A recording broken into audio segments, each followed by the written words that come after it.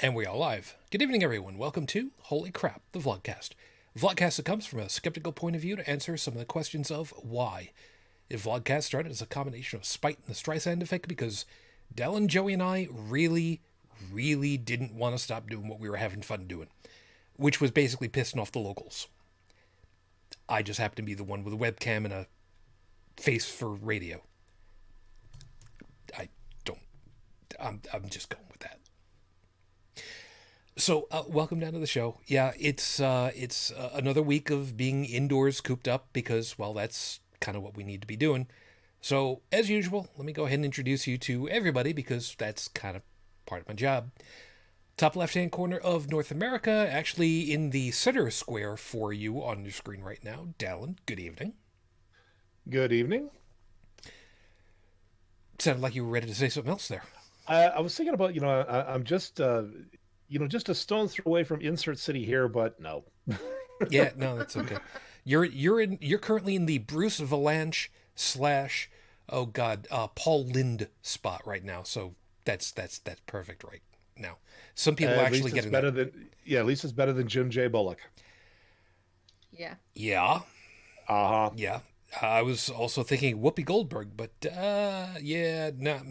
Okay, the hair's not quite there yet, but No. I'll tell you, when I go to my first job interview, whenever this whole thing's over, it's either going to be ponytail, dreadlocks, or a man bun at this rate. Don't do the man bun. I will not do Don't the do man the bun. man As a bun. matter of fact, if I Don't do the man bun, Joey, I authorize you to come and deal with me. Sounds perfect. Why would I come and deal with you? Because I have to. It's important that I stay 6 feet away anyway. Well, no. By the time I go for a job interview, this whole thing's going to be over. So. And you're going to have really long hair because getting Well, and haircuts is not an essential service. No, and that's a bad thing with me, Bridges. My hair goes thick before it goes long. Mm-hmm. So like I'm gonna look like the hippie version of that kid from the '70s show by the time this is all over. To be fair, I am having the same problem. I am going absolutely out of my gourd with my hair right now. We'll see what we can do about all that in a little bit. And how do you think I feel? Like 2 days before everything shut down, so I've got blue on the underside. You can see in the little picture. How do you think I feel? I don't. Look, I have to get rid of this beautiful mane if I want to form a proper seal with a mask. It's ZZ Top. Yay. Deal with it later. From the Midwest, the U.S. Oh, your name is in the wrong spot over there. Hi, Briget. Hi. The reason why your name was in the wrong spot because I'll explain in a second. A little off to the right, in Ohio. Hi, Joey. Good morning. Yeah. That good. I said hi. Oh, that's did it not? No, Okay. It did. It was just I thought there was more that was coming. That's all. Off to the right a little bit further, where the we don't say his name anymore. Yeah. Outside of Gulf Central. Yeah. Under Renault Tech. Good morning. Yeah. Good morning. 40 golf carts. Taxpayer dollars hard at work. Yeah. We'll deal with that one a little bit later. That's because the governor of Virginia apparently is sucking his dick.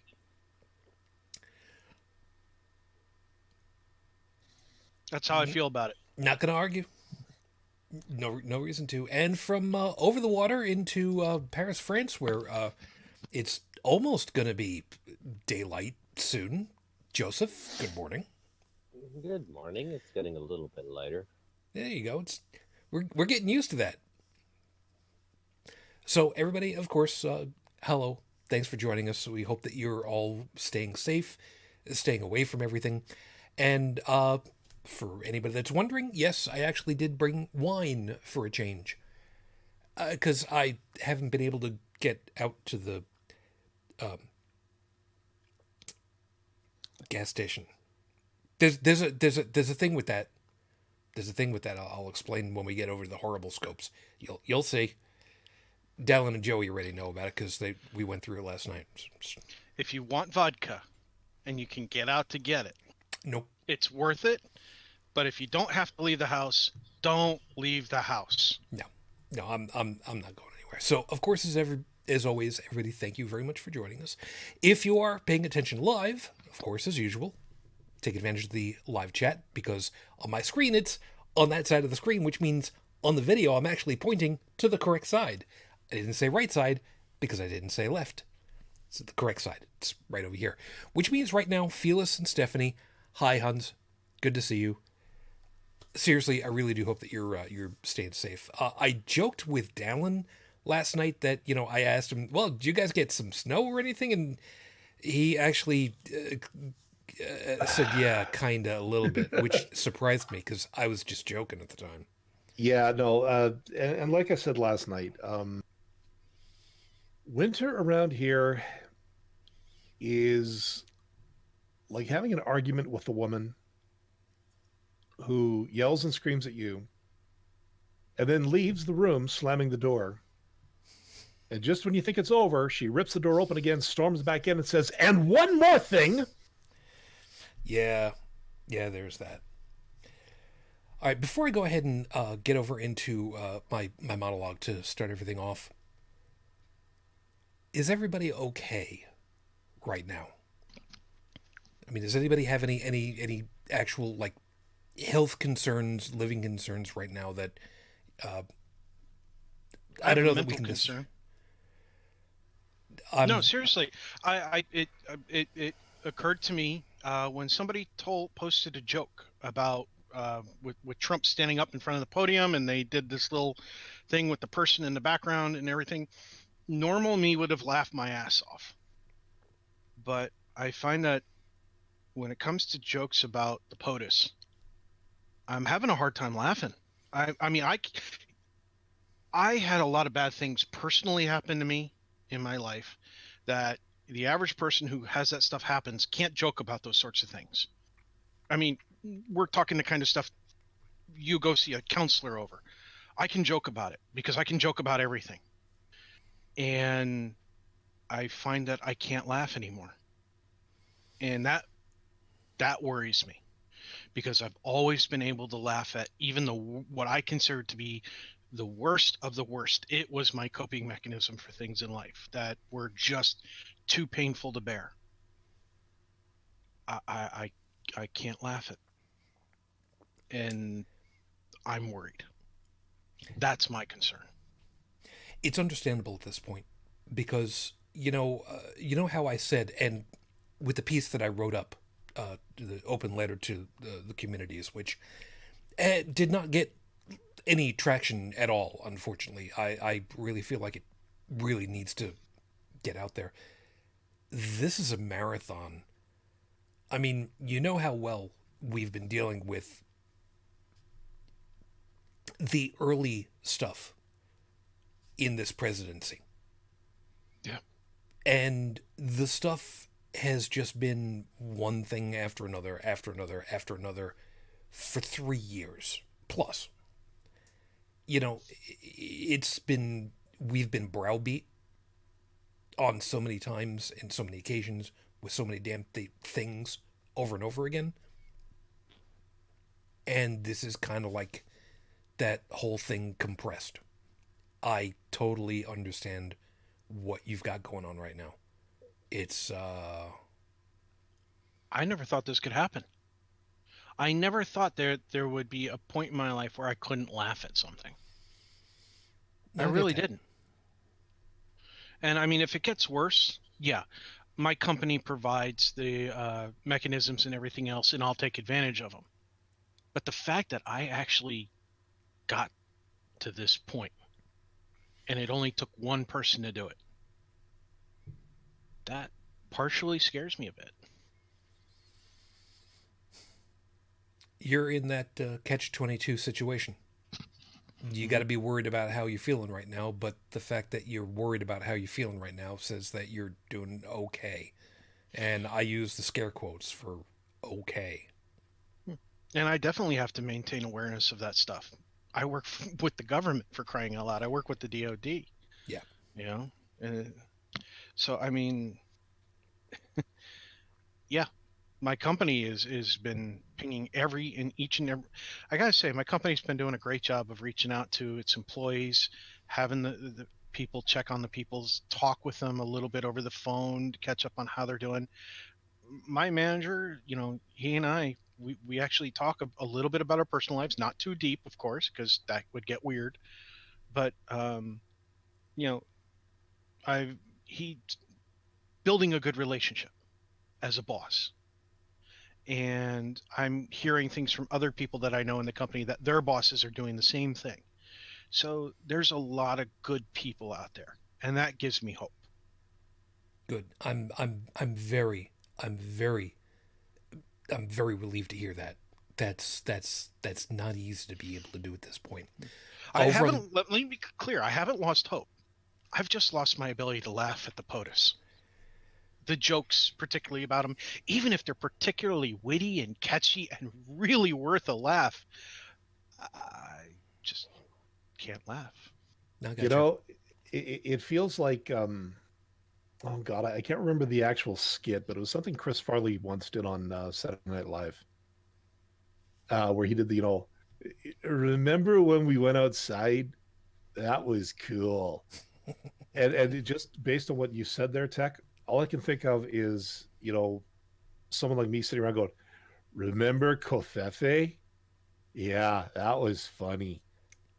That was it's especially funny on they did that with Stephen Colbert and the guy who did the voice of Gollum. Yeah. And he read Trump's tweets in Gollum's voice. And I remember laughing my ass off, not over the fact that he was sure, Trump's stupid tweets and it was in Gollum's voice, but what really put the icing on the cake for the humor was the way Stephen Colbert was fanboying over him. And I look back and I can smile, but I can't laugh. Think about what's his Kofefe, my precious? Or remember when Mark Hamill read his tweets in the voice of the Joker. That was priceless. Yeah. And like you said, though, like these days, it's just, you know what? I can't even. We can't now. And part of me wants to say we really can't afford to. We got in the jokes, we got in the barbs. This is the grind. Yeah, now it's time to put that shit away, and we got to work to get past this. And some people are, and some people are most certainly not. But now that we've completely derailed the introduction, no, it's fine. I figured I would open because I knew exactly what was bothering me, and I figured it might help if anybody else was even wondering if they should speak up. Yeah. Over on the chat, let's see. Felix had said, "Well, other than blood, body, and heart, I'm fine." You're not instilling confidence in me right there with that. Thank you. Just so long as you're not searing yourself trying to cook anything with forgetting to put a rag on the end of a cast iron pot. Just keep. Or thinking that you can somehow cure this whole thing by drinking fish tank cleaner. Don't go leading the bit. Stephanie is also saying, I'm fine, but I need to stop being so lazy and get more exercise. That's okay. And you do what you must. And you do what you can. I've seen a bunch of people who have said, look at what these other people have been doing, all these arts and crafts that they're able to do, and learning a new thing, and learning how to speak Russian with a Klingon accent, whatever the hell. People do what they do because that's their coping mechanism. A, don't take that away from them. B, don't compare yourself to them. You deal the way that you deal. And if that means that it's a lot more sleeping than what you normally would do, I got news for you. That's what happens sometimes. We're kind of in the long haul trauma. I mean, this is emotional trauma, man. You deal with it however you deal with it. And for most of us, we've never dealt with anything close to this. So if you don't know how to navigate this, I got bad news for you. Most of us won't. And what you're going through is exactly right for you. You know? It's going to be what it's going to be, and we're going to get through this together. That's one of the things I've been trying to tell everybody on, the radio shows that I do. We will get through, but it's going to be a long slog, and we're going to be here together to help each other emotionally and mentally. Because, it's what we got.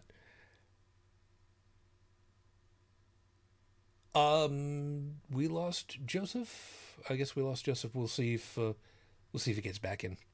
No. Oh, and by the way, Stephanie, yeah, you're right. It's not just one person. It's more. It's the whole thing. But if you look back at one of the tweets that he said, a broken clock can be right twice a day. And there was one point during Obama's administration where Trump made a tweet.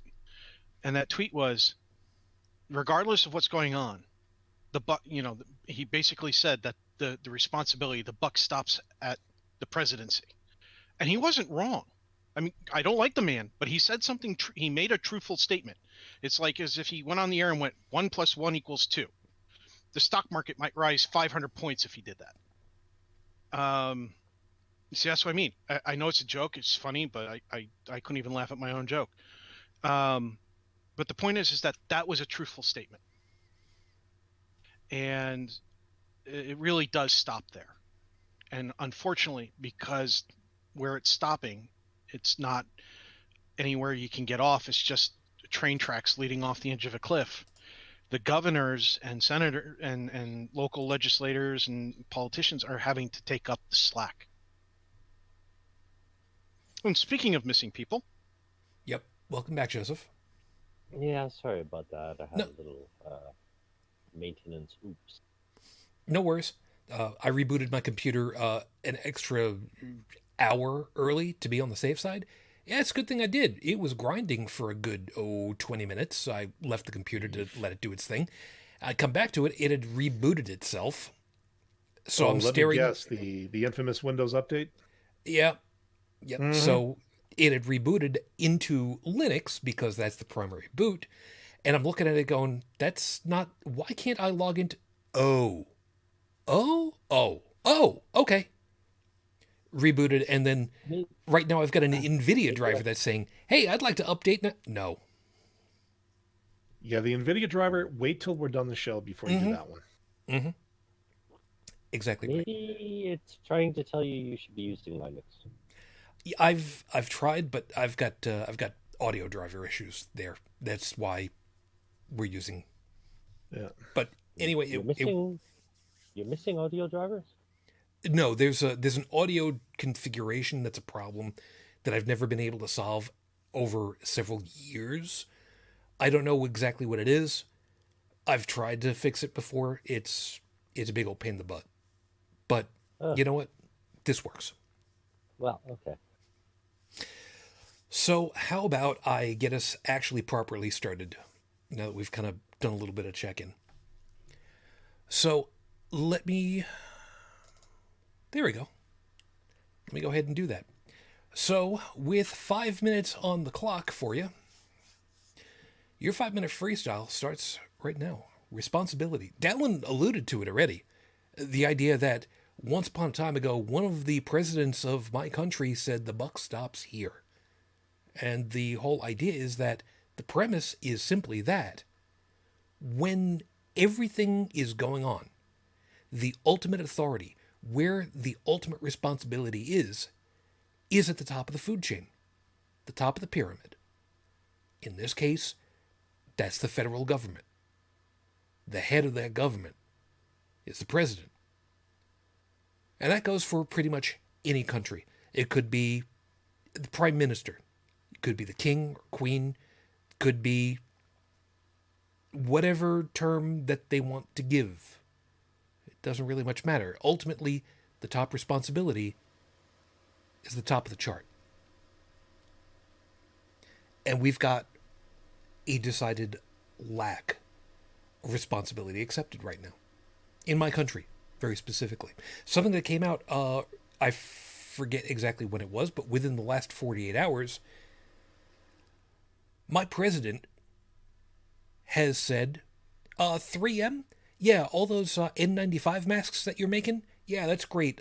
Don't sell them to Canada. That would be wonderful. I'd appreciate that. Thanks very much. I don't know what to do with this. You know, there is more than just being the leader of a country, but there is the responsibility to the world, to humanity. And that's a cooperative effort between heads of state. If you were to drop a nuclear bomb into a hurricane, yes, that was something that was bandied about back in the 50s. Oh, wait, no, within the last 2 years by this administration again. That radiation fallout doesn't end up in just the ocean. And even if it did end up in just the ocean, that ocean goes all over the world because 70% of the surface is covered by that water. Eventually, that stuff goes everywhere. You have to clean up everywhere. And if you can't clean up everywhere, you have to assist because it's your responsibility. Now, we know full well that one of the most important responsibilities we've got as adults, and this doesn't go for everybody,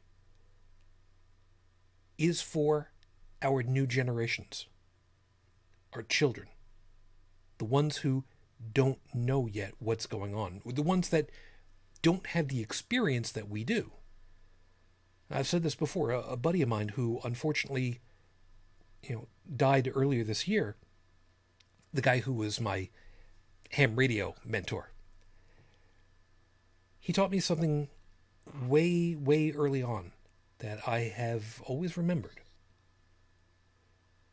Children are just little adults who don't have the same level of experience that we do. Wow, man, that's really wild. I never thought about it that way. Keep that in mind for you. And I always have. My little one, I've never treated as just a baby. Always treated as somebody who just didn't know and didn't understand because they didn't have the years of experience. These kids that are growing up now are going to be dealing with these experiences. They don't know how to process them. And we as an adult, we don't really know how to process this either. We've got stories from, a century ago. But how do we deal with it in the current day and age? Being locked down like this? This is new.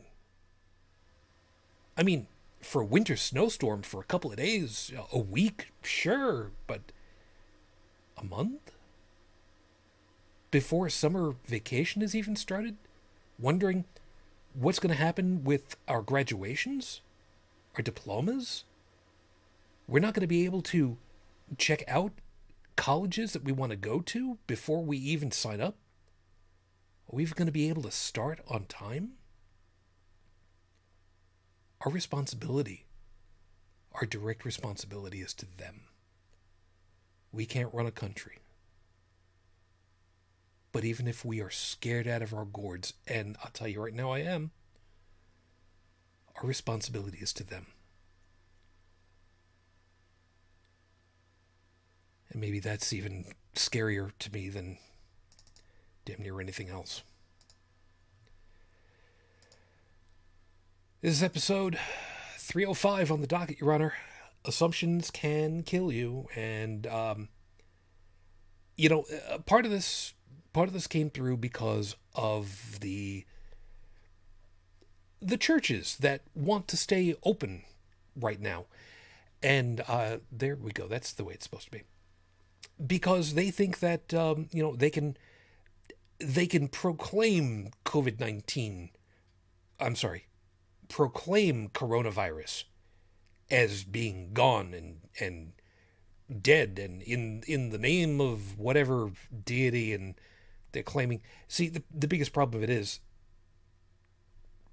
they're calling it coronavirus and they're banishing it in the name of God. And if they actually had the proper technical term for it, maybe it would work. But you know what? They don't even have that much. And the meme that went around was all these atheists who say that they can't see God are the ones who are cowering in their houses now for a disease they can't see. And the disease ain't killing us. So we're going to talk about what some of these assumptions are, which ones you should be watching out for yourself with, and, I am working from here, yeah? Sorry. Okay. I did go... Sorry. I did go looking up information about Rafe Badawi. There are reports I have not been able to verify at this point. I'm not saying that they're false. I'm not saying that they're true. I'm saying that I haven't been able to track them down myself because timing didn't allow me to. That perhaps some people in prisons in Saudi Arabia are being released because of concerns for this virus. I don't know. I would really like that to be the case. But unfortunately, I have no new information specifically on Rafe, which is concerning. With no new information at this point as of the recording of tonight's show. This has now been 7 years, 9 months, 19 days since Rafe was unjustly incarcerated for thought crimes. Our hopes and our thoughts are still with you and your family. We are still hoping. So, with all that fun up and out of the way, I think that we could go ahead and have a little bit of a chuckle and see about having the horrible scopes in place for everybody, because Lord knows the world-famous horrible scopes are probably one of the nicest things that we could do for everybody through the course of everything. And Lord knows, I work long and hard enough at it, or try to, so, I mean, might as well put that to some kind of use. So we all good over here, guys? Joseph's still muted. Well, when it's time for him, it'll be perfectly fine. Joseph, you there? Yeah, I am. Good. Okay. Just clearing my throat. No worries. And I don't know about Dallin, but I've got a song in my head, and I'm not allowed to play that now. So thank you. There's a whole other thing. So yeah, it is. Yeah. So the if you guys, hills are alive to the sound of music. What? No. So if we're all good, I will go ahead and get it started for this week's Horrible Scopes. And for those of you that don't know what astrological sign you are, make it up as you go along. It doesn't really much matter. Trust me, it really just doesn't matter. Aries, we know that these have been trying times and put a strain on all our social interactions, but you still have your oldest friend with you. So far, your pet rock has never left you. Never spoken ill about you, never posted demeaning stories about you. Maybe they're dead, and you just never noticed for the last 12 years. What kind of friend are you anyway? Taurus. We know that you've been maintaining your questionable health through a steady diet of ho-hos and beer. Which one of you snitched? That ho-ho filling is primarily lard and sugar, so you might want to reconsider that as your breakfast of choice. In claiming beer is just liquid bread with natural antibacterial properties isn't fooling anybody. Unless it's Guinness. And honestly, do you want to mess with somebody who drinks Guinness? Well, it really is liquid bread. Yeah, that one is. Say it. Yeah. Gemini. People like you because you're bisexual. Okay, wait. Is it bisexual or semi-sexual? Wait, semi? So, you know, like bi-weekly or semi-weekly? Oh, I think it's bi-weekly. Bisexual. Yeah, it's bisexual. What? So they have sex every other week then? Right, because semi-sexual would be twice a week. Well, screw this. I want to be semi-sexual now. Hey, Gemini, you're missing out on some choice sex. Am I Cancer or was that Joe? That's Joe. Okay. By the way, that one actually went a lot better than it did on Friday night, so thank you. You rehearsed, didn't you? No. Cancer. Quit looking on the bright side so much. All that squinting will give you wrinkles. And nobody wants to hear you whistling that damn song anymore. You want to impress someone? Learn how to whistle while inhaling. And then, while exhaling and humming in a different note at the same time.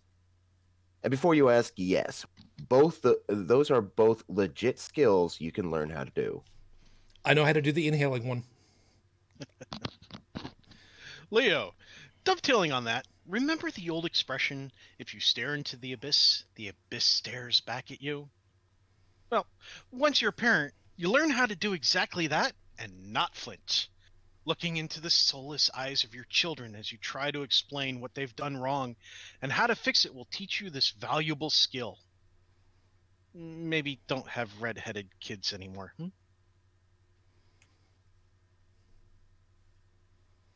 Your turn, Joseph. Oh. Wear your best school clothes on Wednesday. It's date night, and you know how much your partner loves to see you wearing those janitor's jumpsuits, right? Just remember which chemicals you're allowed to mix together and which ones you're not. You have to have another date night later, right? It's good advice right there for those of you that are still taking chemistry classes. Libra. Okay, it's job placement time again. Since we know you're accident prone and accidents often lead to new and exciting discoveries, we're suggesting that you become an experimental Epicurean. Come up with new and different ways to prepare meats and vegetables. And, if possible, shrink it down to an easy bake oven size. Since, tiny portions are still in this year. Scorpio. If you think someone is screwing with you, you're probably right. Look, go through your list of acquaintances and see if you can guess who has the ability and motive to make a voodoo doll of you, but still not have pins to put into it. They're likely using a cordless drill and metal screws, which is annoying since you should be using masonry screws for maximum effect. Trust us, you'll know the difference when they switch over. Sagittarius. You have found ways to successfully smoke in the shower, and it all starts with a new lighter. Dipping the cigarette into liquid latex, then adding a miniature warning flare at the end to act as an integrated match is great. We don't know where you'll be able to market this, but that's not our area of expertise anyway. Good luck with that. Poor Tech is just shaking his head, trying to. You're probably looking at it, kind of going, "Where the hell did you come up with this one?" Capricorn. What kind of drugs were you on, man? And where can we get some? Hell yeah. Capricorn. 2 words. Blunt trauma. That's why your favorite roller coaster is shut down. After that guy, what was his name? Flavor Flav or Flamino or Flambas, whatever. Flavor Flav. That long-haired romance novel Pretty Boy got hit in the snaz by a goose on a roller coaster. How the goose was allowed on the roller coaster is beyond us, though. The classics never die, man.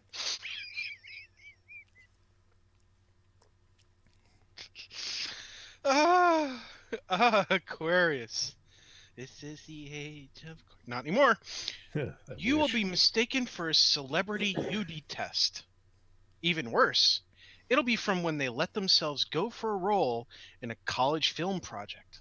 So, congratulations! You're sorta famous now. Don't you feel special?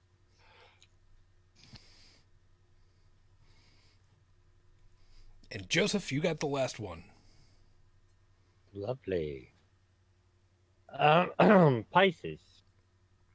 You've heard that special gift hidden on the top shelf in the closet. People might have been hoarding hand sanitizer or toilet paper, but you planned further in advance, and now you get to savor those sweet, sweet Girl Scout Thin Mints. That is, unless your pet ferret found its way up there and gnawed through the packaging before you got to it. And those are your horrible scopes for this week. Please remember, no backsies, and always look for the union label. Or wear a union suit or whatever the hell. And if I can interject here. Yes, sir. As someone who has had the privilege, being a Canadian, of having a connection down in the States to get Thin Mints and the other assorted varieties of Girl Scout cookies at one point or another. Yeah, I was trying to figure out which ones were the best ones to put in there. Yeah, I mean, the Thin Mint is definitely the recognized one. But personally speaking, I would not call it to me, that is not the top shelf. I think the Samoans for me are the best. Yeah, that was going to be my second. Yeah. Yeah, it's amazing the people you meet in Second Life. There's one lady there. She goes by the name of Fana. Phyllis and them might know her. But she and I met through a mutual friend and, hung out in Second Life, played Final Fantasy together. Turns out her daughter was in the Scouts at the time. I jokingly said, can we get this stuff across the border? She pings me in IMs and says, here's the website. I'm like, that doesn't work because it's, US only. She says, all right. Tell me what you want. I'll get you the price and you PayPal me. And 6 weeks later, these little boxes of heaven come rolling into work because, it's a larger box and, postage and everything. And everybody's looking at me like, where did you get those? And it's one of those times where I can kind of lean back with a shit-eating grin and that sort of puffed up chest going, I got my connections. Man, that's almost like trying to get Kinder eggs on this side of the border, man. That's brilliant. I love it. Okay, yeah. Well, I'm not sure when the next time we're going to be going down to the States, but not soon. That's for damn sure. But if there is a demand, perhaps we'll see. And and hi to all you guys, the NSA. Blow me. Anyways. Wow, it's going to be one of those nights. All right, I see what. You were talking assumptions. The article I've got pulled up about what happens when some people assume something. No, I know. And by the way, Briget, the ferrets, that was just for you. I was specifically thinking of you. Just remember, assumptions make an ass out of you and mumptions. Yep.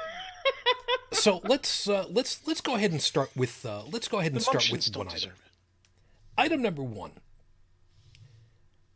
That this is just the common cold. No. It's just another flu. Well, you're not wrong, but you're not right. It is a flu of sorts, if you really drill down into the taxonomic nomenclature. If you drill really far down this into it. This is something new, folks. This will kill you. Hold on. Well, that's the same. That's sorry. Can I? Does not cause the flu. That's kind of the same thing as saying, you've got the family living across the street, and you've got the little geek, and then you've got the Arnold Schwarzenegger uncle. I don't know, and they want to come across the street and take your lawnmower, or something like that. Well, it's like saying, you look at the little geek and you say, oh, they're not dangerous because, they're all part of the same family. No, you're right. And the reason why I'm saying you're not wrong, but you're not right, is that this is a virus. The flu is a virus. They have similar methods of infecting people. Similar, not the same. Because this is, as it's been said, a novel version of SARS-CoV-19. I think No, is the right. COVID-19 is what SARS-CoV-2. you get. Wait a minute. Yeah. What's the right nomenclature for the virus itself? Bridget? It's SARS coronavirus 2. Okay. So, Because there's 2 strains. Well, SARS 1 was the original SARS, and this is SARS 2. and from the news that I read earlier this week, there are 8 flavors, for lack of a better way of putting it, currently. And remember, we all know all sequels are going to be worse. Not true. Wrath of Khan was superior. Although I like the original motion picture. Yeah, well, the bar was set pretty low. That's true. Well, That's true. But my concern to is be with different. fair, Well, my go concern ahead. with different variants is that you can catch more than one. Yep. Yeah, And there are instances of people who have caught, Yeah. they've been inflicted 2 times. yeah. There As far there has been talk of reinfection after the initial one's run its course. It's That I've been hearing about. Yeah, this is just Briget may have to correct me on this, but it's, to my understanding, it's people who have actually caught both. Have caught 2 different flavors of the virus. Yeah. And you also shed a lot longer than what they thought you did too. Like long after you recover, you're still contagious. Yeah, I'm really concerned. I've got somebody on my timeline that I had a short response and interaction with. I'm not going to push it any further.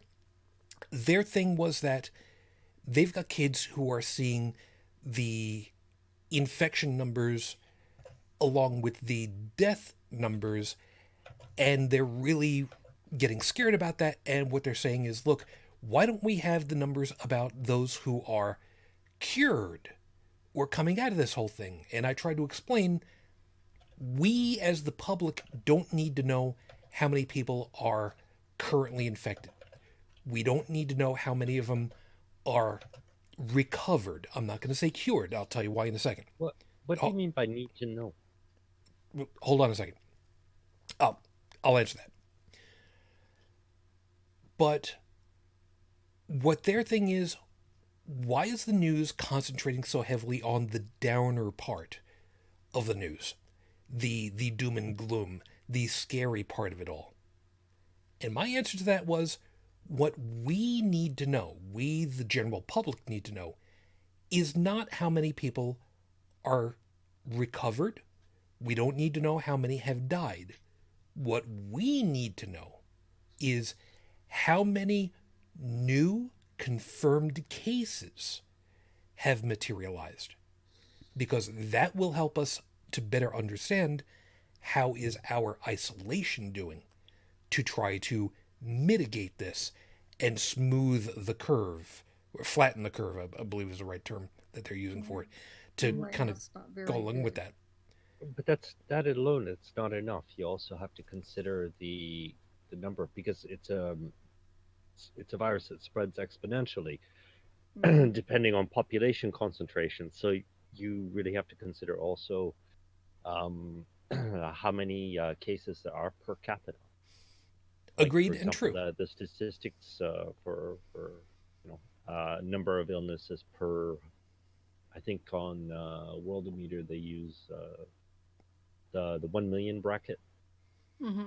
which of course when you look at Vatican City it looks totally ridiculous, but because I think their population is 1,000, Mm.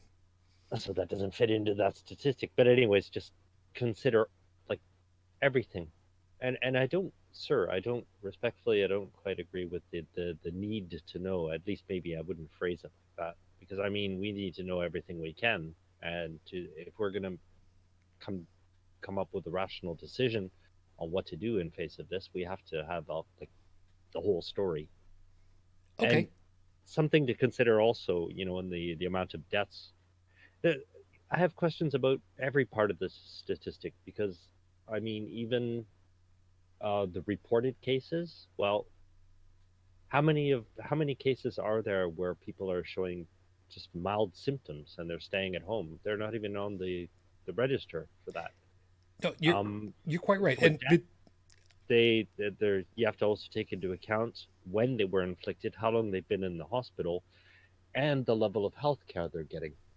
Because of course, somebody who has a lower level of health care, they're gonna expire much quicker than somebody who has all the necessary equipment and all that. And well, the So- people who die at home too are not counted.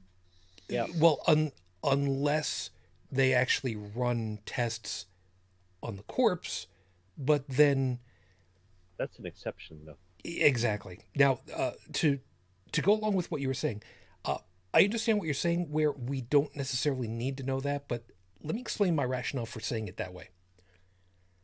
I say that the general public, and I'm using the scare quotes over here, thank you, heretic woman, need to know, in the sense of it helps us to better appreciate what it is that we're going through.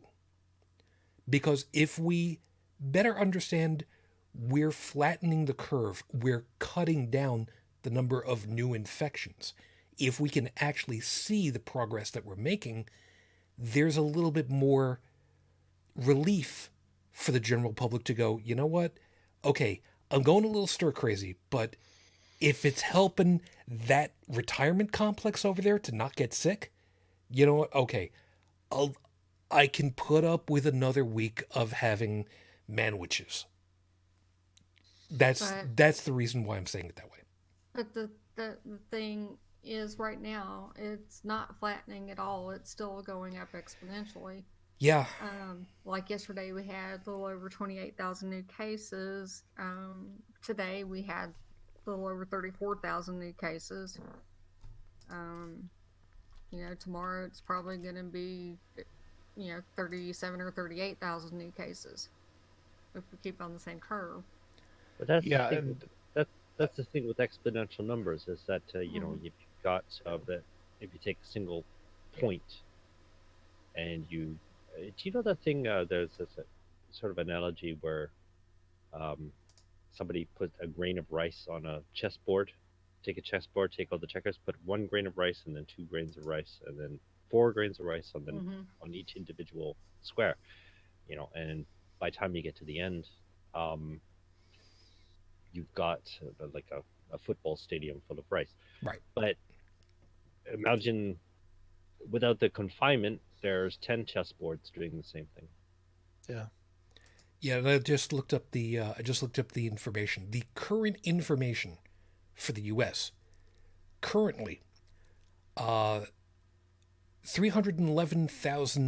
311,635 reported cases. Yep. And I'm going to stop right there for a second. Because the problem is, we have no idea, literally, we have no idea how many cases there actually are at this point because we don't have the testing that's done in a lot of other countries. So the exponential growth on the number of reported cases, as we get more tests, we're going to get that number going up. Because we know full well from looking at the kids in Florida, I didn't mark this as a not safe for work episode, so I'm not going to say it. Yeah, thanks ever so much. And whichever governor it is down there in Florida, not specifically closing the beaches, what the fuck is wrong with you? And Georgia just reopened their beaches. As Yeah. a side note, also, if you want to talk about statistics, I don't trust China's numbers. Sorry. No. No argument I don't here. trust anything that comes out of China these days. Especially considering some of the news that I've been reading recently. There have been reports dating back a long time, like a couple of years, where China has been buying up or redirecting a ton of medical supplies back to the mainland.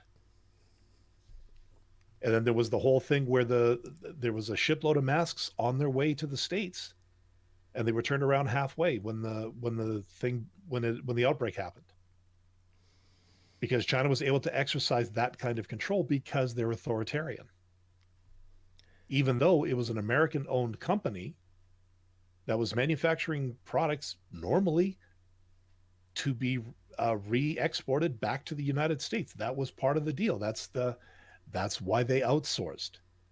It all goes out there, gets made cheaply, and then comes back in at a particular markup so that some companies can profit their asses off. Yeah. Two things. Down Canada's number currently is hovering at just under 14,000 cases. Mm-hmm. Yep. And Stephanie, I see you over there. The UK is currently residing at almost 42,000. Mm-hmm.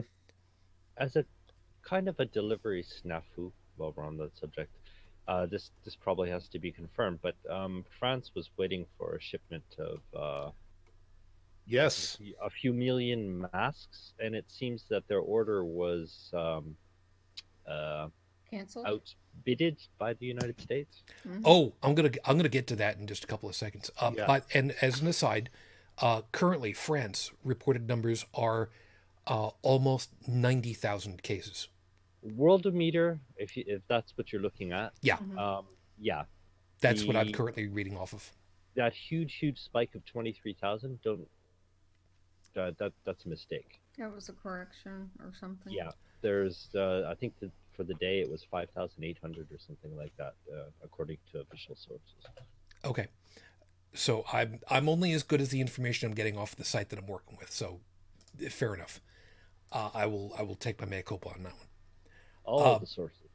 Yeah, the assumption that I'm going to go off of at this point, of the idea that this, okay, before I jump into that, Briget, I need for you to explain to us what the acronym PPE stands for, so that people understand where I'm going here. That's personal protection equipment. Which could be, Mask, gloves, gowns, hazmat suit, face shield, any gloves, booties, head coverings. yeah. If you were to take a look at some kind of procedural dramas where people are in an operating room, yeah, pretty much all that stuff that you'd see that's blue colored. Why is it blue colored? I never. You know what? Whatever. White shows blood too starkly. And in Star Trek Next Generation, they actually used red colored stuff. So yeah, whatever. And white usually. So bad reserved- guys can't see me bleed. Hey, Well, that- and white reserved for doctors too, because that's just custom. well, let's not get onto that because Klingon blood is purple. If you're trying to get a PG-13 rating, apparently. So Well, yeah. whatever. That's all of that. Anyway, the reason I'm going with that is that we heard from my federal government earlier this week, not too many days ago, that all of this personal protection equipment for the medical workers was being produced by groups like 3M and whoever the hell else, and some companies were getting in on it because they were told, hey, we need stuff like, ventilators and stuff. Mm-hmm. The federal government officially said, all of this stuff that we've got stockpiled, that's for us, the federal government. All of the individual states should have been buying their own. But now that, we've got all of this stuff that's being manufactured by all these other companies like 3M and whoever else is making stuff. Well, it could just be that all you need to do is buy it through the usual retail channels, because that's where it's all getting dumped. But they're having a bid against the government, which is just bullshit. So That's not states, the least of it. There were 1 million masks getting shipped into this country that were purchased by, I forget who was doing the purchasing. When the ship arrived, the government had FEMA confiscate everything. Yep. And so the Patriots jet, which is, from the Patriots, the football team, which is owned by whoever it is that owns Kraft, called up overseas and said, "Hey, look, I'd like, the 1 million masks that we had ordered that were shipped over here got confiscated by our government. We'd like to make another private purchase for another 1 million plus whatever. We're sending a jet." And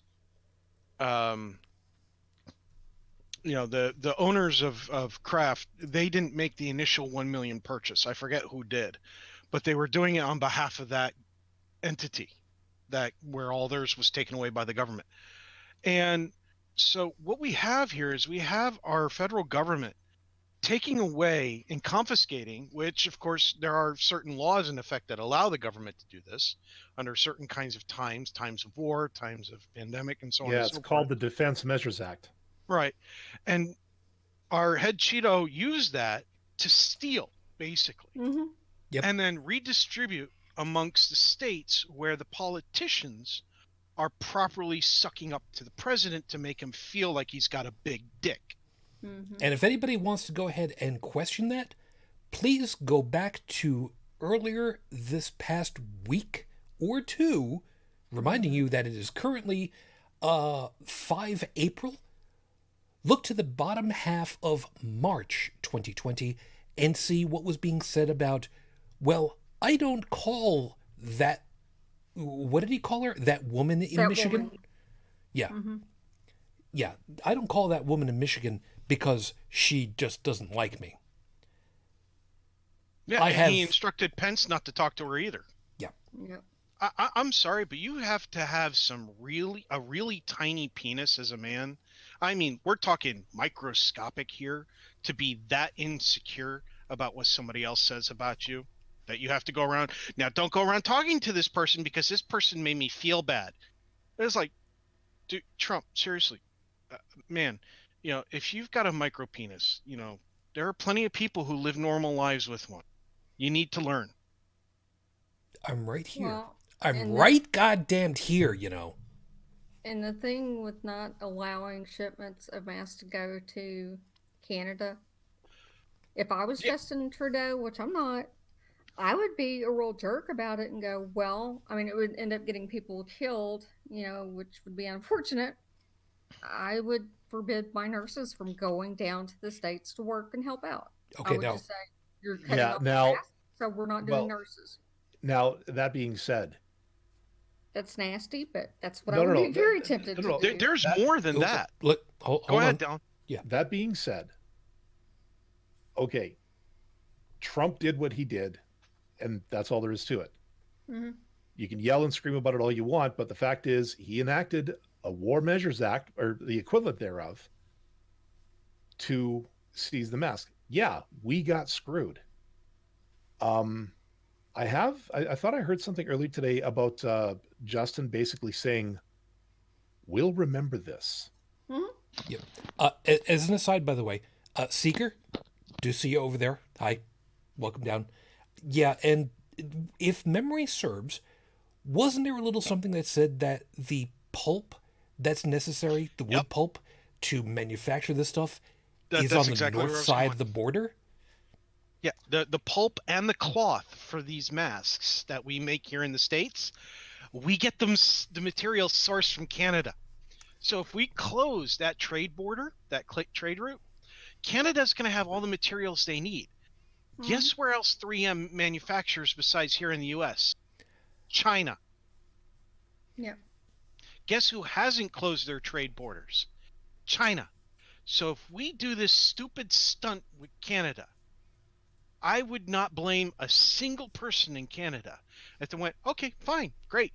We're not shipping America any material. We're going to ship it straight to China. They're going to turn it into masks and send it back to us. Bye-bye.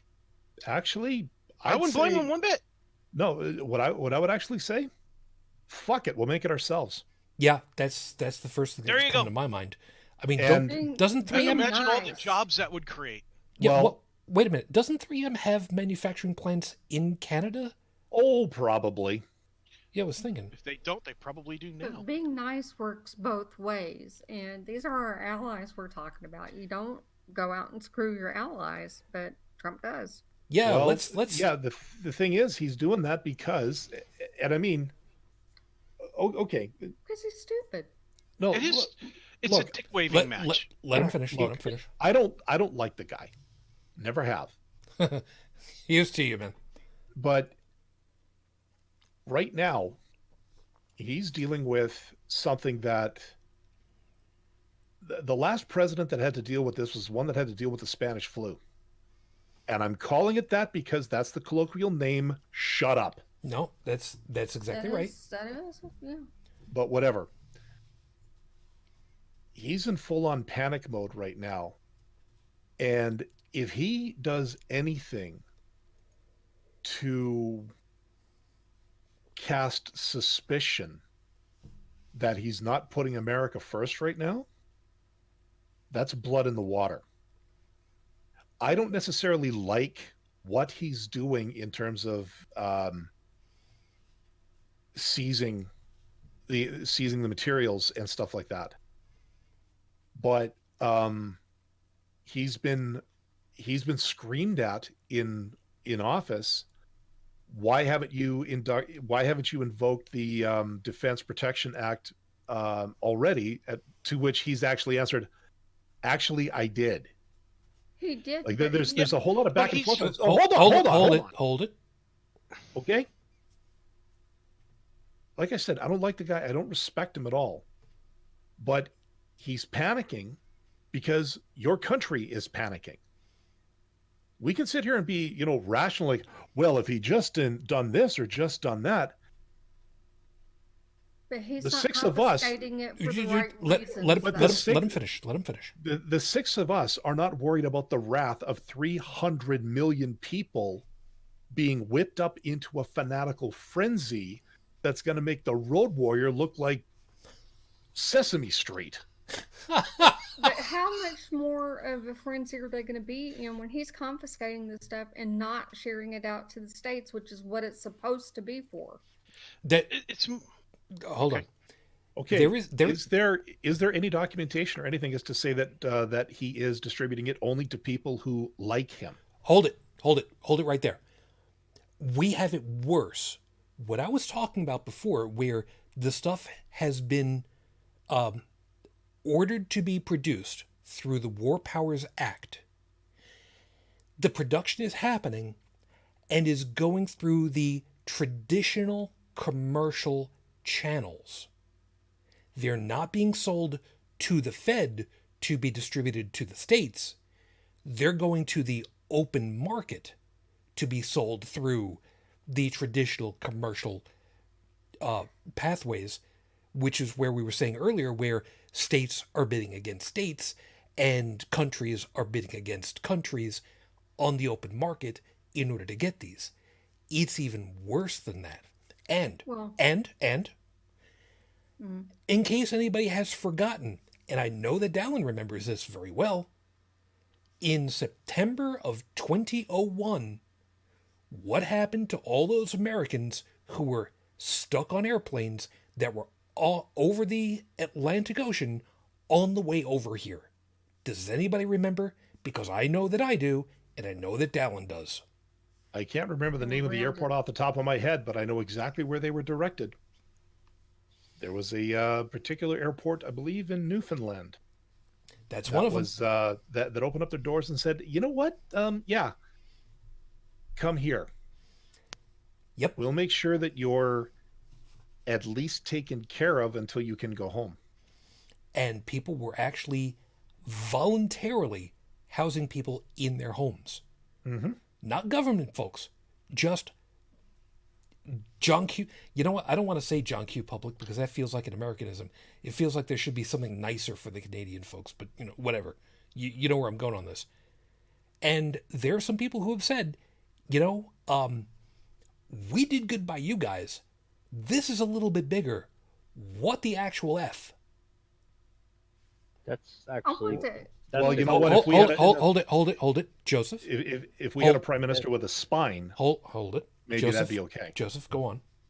No, but that's a great example of being on the right side of history. Yeah. Because I mean, you know, if somebody insults you, and I mean, like how the United States, you know, this bidding and all this. When I look at that, I'm kind of reminded of playground behavior. I mean, sorry for the condescension, but I mean, it's people reacting to the here and now and not thinking to the past or the future. And I'm sorry, if you're worried about your voter base, well, if I had a store and my customers, I had to cater to that kind of reactivity, that childish mentality, I'd probably change the product I'm selling. Yeah. Yeah, it's annoying as all hell, to put it mildly. Now, let me kind of take this away. Actually, wait a second. Joey, was there anything that you wanted to drop in at this point? Because I'm going to kind of take us a little bit of a right-hand turn. No, go right ahead. Okay. You know, bus driver, you have the wheel. Well, can I answer Alan's question about documentation? Oh, I'm first? sorry. Yes, please, go ahead. We don't have documentation per se, but Jared Kushner has been put in charge of this response. And we have Jared Kushner coming out and saying that the equipment that's in the national stockpile is for them. It is not for the states. That's all the documentation I need. Now, it gets worse, because shortly thereafter, I forget which department's website it was altered to go into line with what he threw out there. I'm assuming off the cuff. Mm-hmm. So there's that bullshit. Yeah. Does any of this behavior remind you of an apologist debate? Kinda. You know, making the facts meet premise. Yeah. Yeah. Sort of. But I think it was a HHS and went and updated their website to reflect Jared's Yeah, I interpretation. And that's bullshit. I just saw it. It was I just linked to an ABC News website. After Kushner says it's our stockpile, HHS website changed to echo his comments on federal crisis role. That's all documentation I need right there that what he's doing is wrong. Okay, And that it's I did not know. And it's not to help the country, it's for his benefit. And I wonder how many people are going to riot when states don't get that equipment, because that's what it's for, is to help shortfalls and help support the states. Or that was the original intent. Yeah. Yeah. And it also pisses me off that Florida got 100% of the supplies that they were asking for, and New Jersey only got 6%. Where do you think the greater need is? Yeah, and especially considering as of yesterday, New York virus deaths surged past 3,500. I mean, New Jersey's a little bit different, but Yeah, but my point being that if you're, a red state that he likes, you'll get what you're asking for, and if you're not, well, you're on your own pretty much. And it's that's your not problem. and that's not the only thing. You talked about how the people were begging the president to enact the Defense Production Act.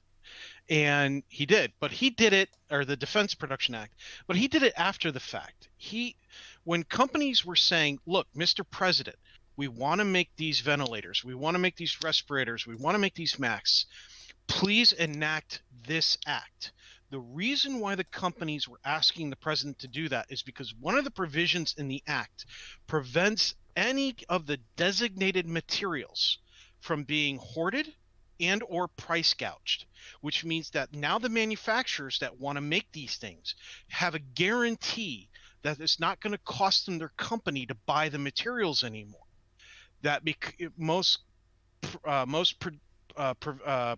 most companies that produce raw materials, the price fluctuates based on supply and demand. The Defense Defense Production Act basically freezes those prices, so to speak, and within reason, mind you, but it still prevents that gouging from happening. And by doing that, these companies have a guarantee that they will not only supply what the country needs, what the people needs, but they themselves as a company will also survive the process. They won't have to fall on their own petard.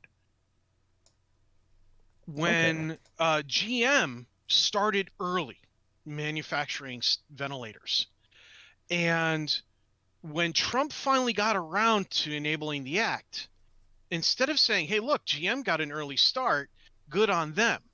He did at one point acknowledge that GM and one other company got an early start. But after he enacted the act, he said, well, I had to do it because GM was slacking behind. GM was ahead of the curve of everybody else. And he used that to piss on them. Well, yeah. You don't do that to a company that is helping your people. Well, sending all those broken ventilators to New York didn't help either. Yeah.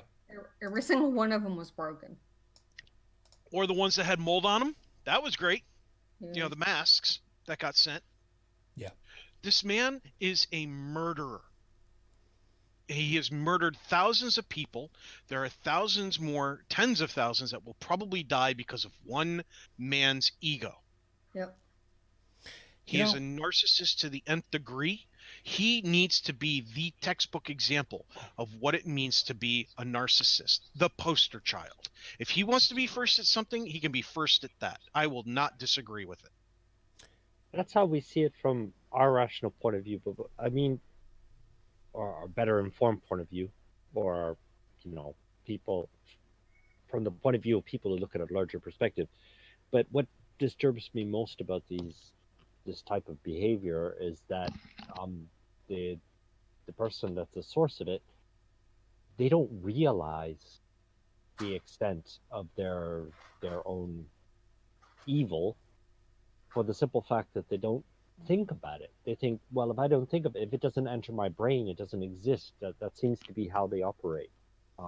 They don't think about the consequences. They react to the here and now, to whatever's in front of them, and they don't think beyond that. More than that, it's also has to be about them. It has to be. If something bad happened, it has to be me. What do you mean by that? In other words, a narcissistic person, if somebody hold on. Let me sum this one up. In the middle of talking about these numbers of people infected and dying and dead and all the stuff that's supposed to be going out to these healthcare workers, he was bragging about his Nielsen numbers for his press conferences, that he had better numbers for viewership than things like Monday Night Football or The Bachelor or whatever the hell else he was comparing himself to.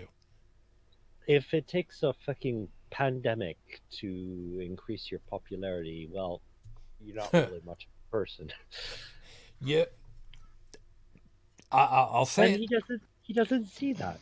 No, he can't, because that is what is most alarming, that he doesn't see this himself.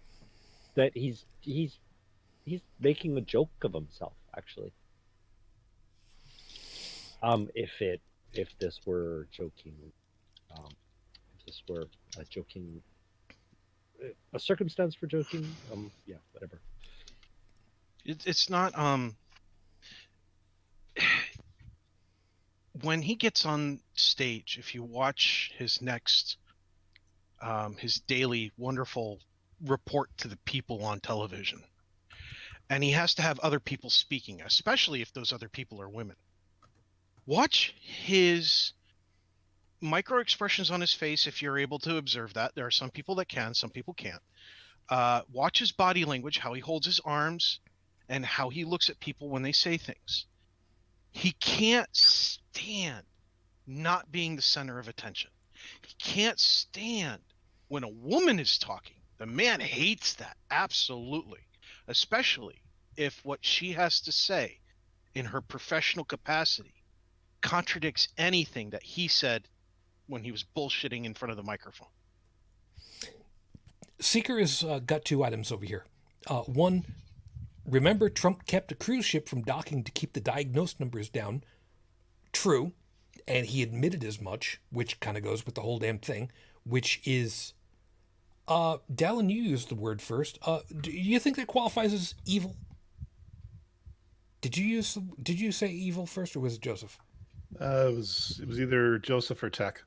You know what? I don't care. Whatever. Yeah, I have in the tend- past said he's an evil man. Yes. I save evil for if I'm really getting bad. Yeah, I think this qualifies as I think this qualifies as evil, but be that as it may. And then, sorry. Sorry.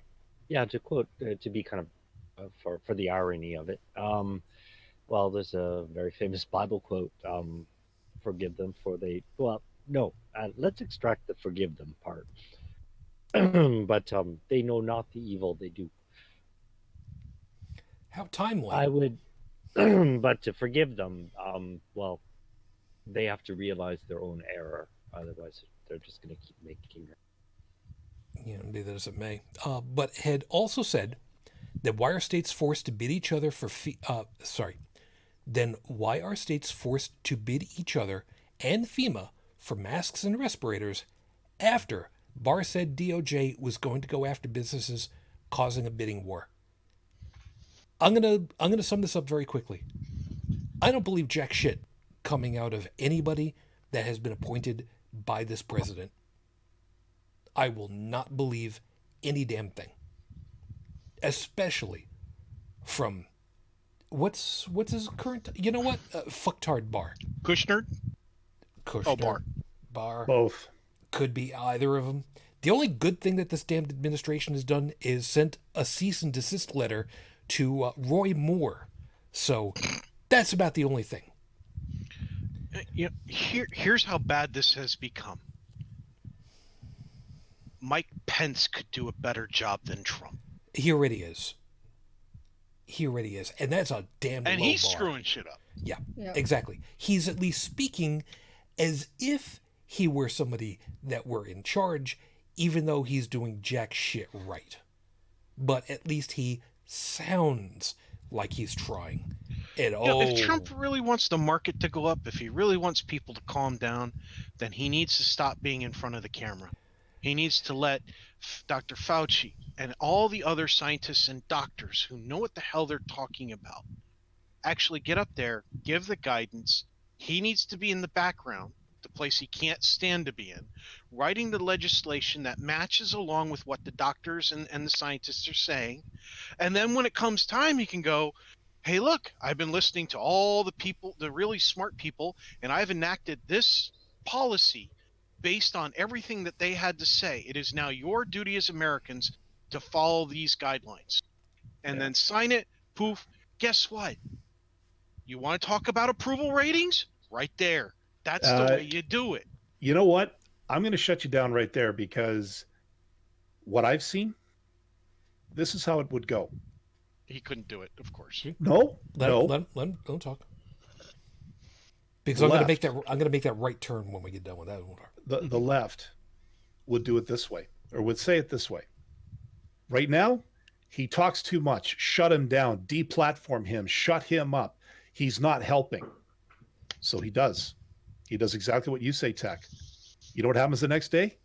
Where's the president? Why isn't he talking? What secrets is he hiding? Hold it. Because no, his opponents are as pedantic as fuck and petulant that way. He can do nothing right, according to them. I disagree in the idea of he shouldn't be talking anymore.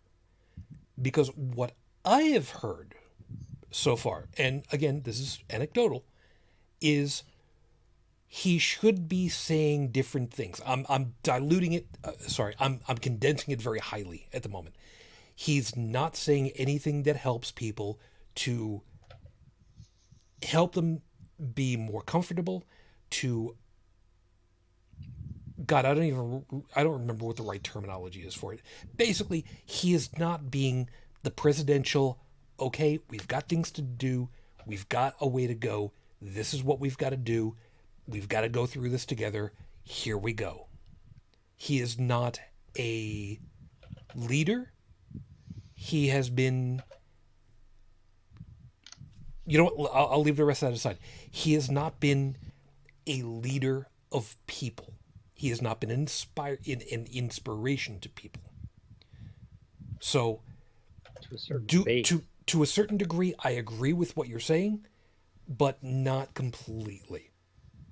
And by the way, this is the great part about this show. We can disagree on various nuances about this because it's all the friggin' nuance that makes all the difference in the world, isn't it? Yeah, it's just No, like I and said, I everything I've seen understand what from you're saying, though. everything I've seen from people like Pelosi and stuff like that. Yeah, Like I said, I got no love for the guy, join the club. but but at the same time, not really buying what the other side's selling either. There's that. You know, and I've talked about that before. Yeah. Joseph, was there something that you wanted to pop in there before I go ahead and finally make that turn I was intending to make? Just another perspective side note, but Sure. I mean, if you look at politics, it seems to be mostly comprised of, I'd call it, you know what outsourcing is, but I mean, that's basically what politics seems to be these days. A few key people, a few key incapable people. I'm not speaking for all of them, with exceptions like Pelosi. She's quite excellent at what she does. But I mean, a few incapable, like quote unquote managers outsourcing work to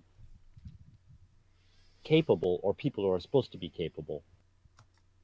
That seems to be how politics is operating. Whereas in this case, for the Trump administration, their definition of capable seems to be a friend of mine. Suck up too. Yes, man. All those are appropriates. So we've got an entire that seems to be how the system works. But I mean, in a situation like this, well, it's kind of obvious how it breaks down and how dangerous it can be. There is that. Over on the chat, by the way, Seeker, Trumpsky greed surely comes out during the briefings when he basically pushes people out of the way to say everything is fine. Don't believe what you just heard is fake news. Yeah, this has been going on for the entirety of the administration. I hate to say it, but yeah, old news, sadly. I'm not ragging on you. I'm just saying the same thing that you are. It's annoying as all get out. And Felis, what the people need right now is not politics, but positive support. Yeah, people need to know that what they're doing is actually helping and making a difference. Yeah. Because if you are doing something that takes you completely out of your normal routine, completely screws over what you would normally be doing, you want to know that you're doing it for the right reason, that there's actually a payoff at the end of it all. And we're not getting that. No, and that kind of dovetails. Yeah, well, that's kind of what dovetails what Bridget and I were talking about before the show. About Bridget, you had said something about someone in Kentucky.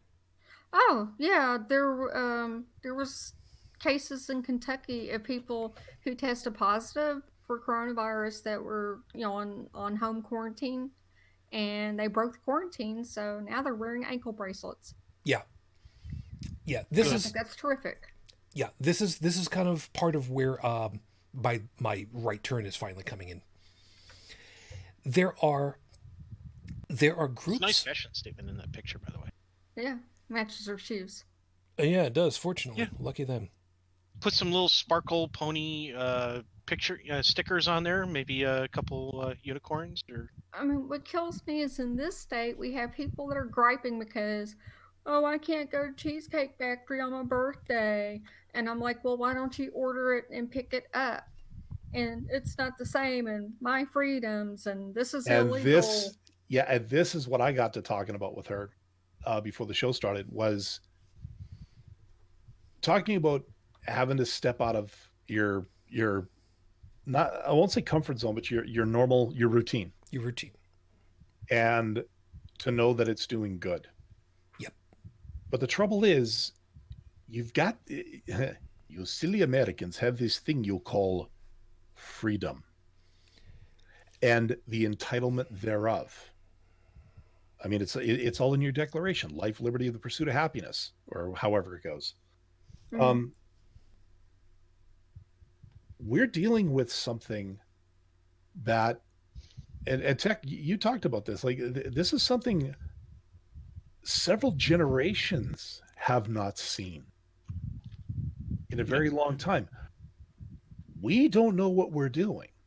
Yeah, we've got the historical records, however accurate or anecdotal they may be, but well, put it this way: as someone who was trained in first aid, all the book learning in the world doesn't help you with shit when you get your first case, and that's just it.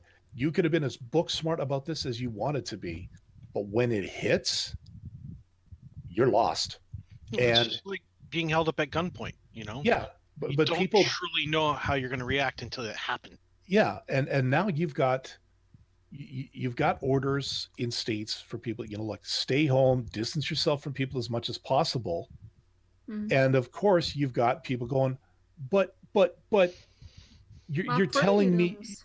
you're telling, well, not even so much that, it's you're telling me no.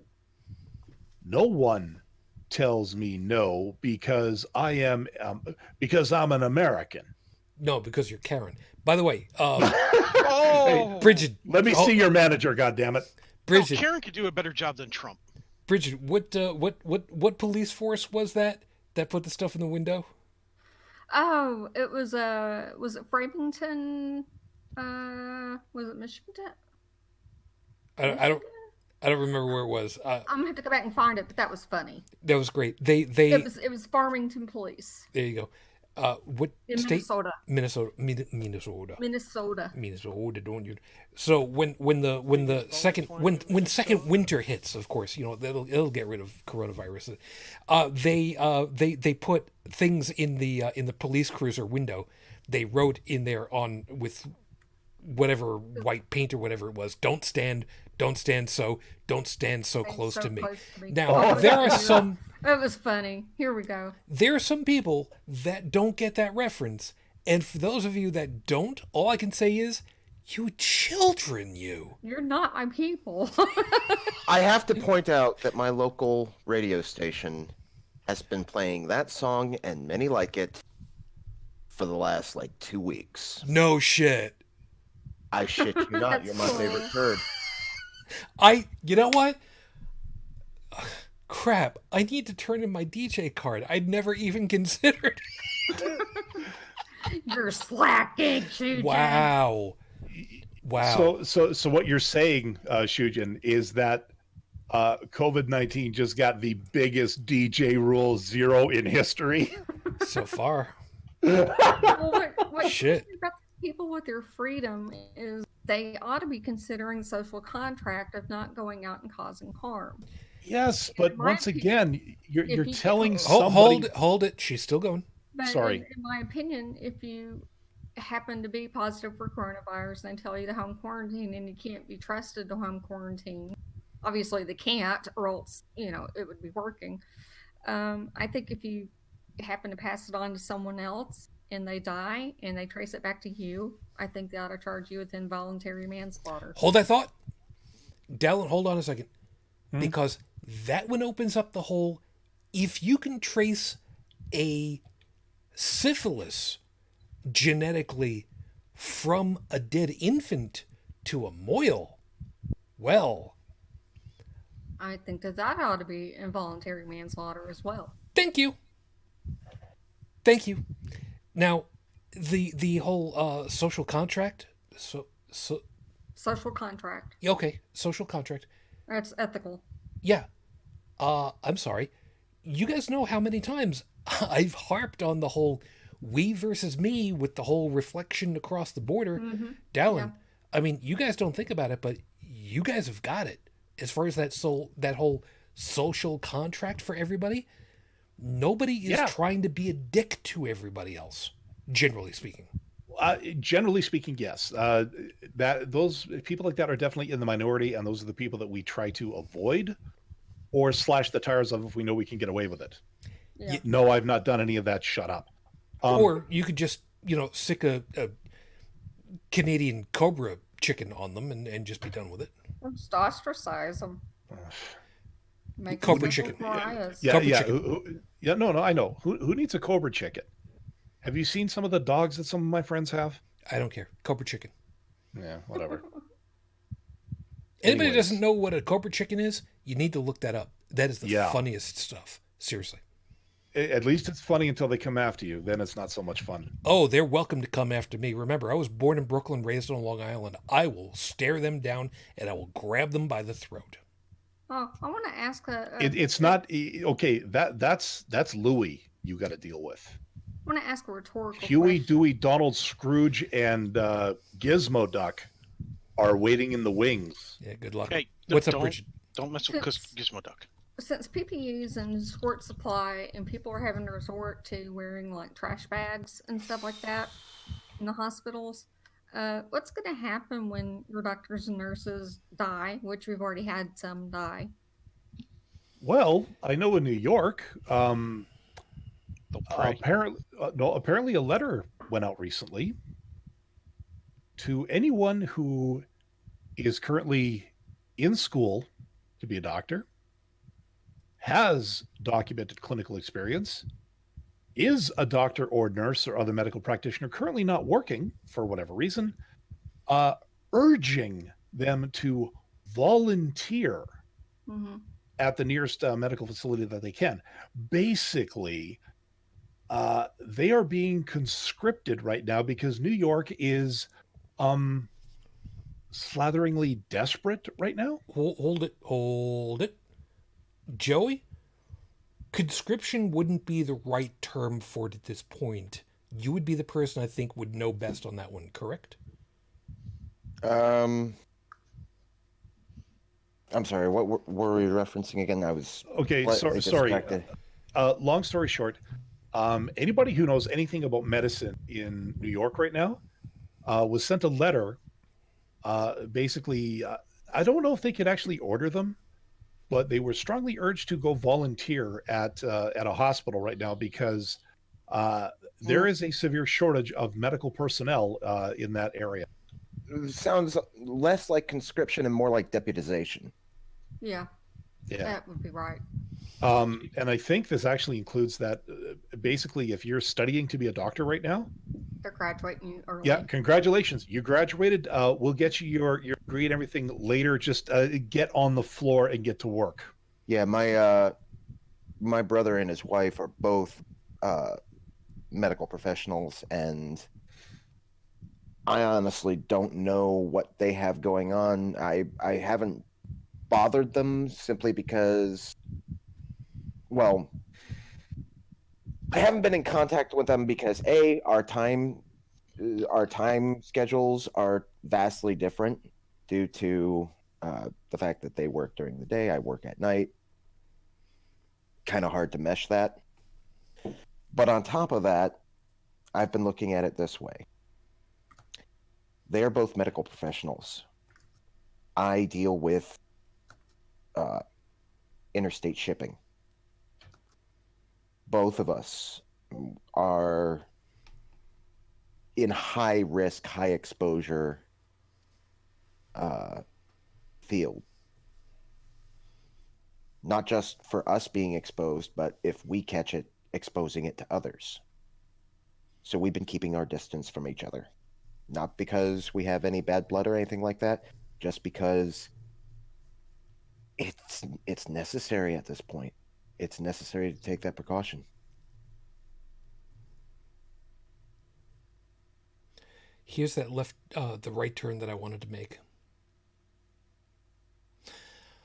I had retweeted the news article from earlier this week. One of the naval hospital vessels, one of which is in New York Harbor, which has, if memory serves, approximately a dozen patients only currently because of freaking red tape. And another one out in California. Where exactly, I do not recall off the top of my head.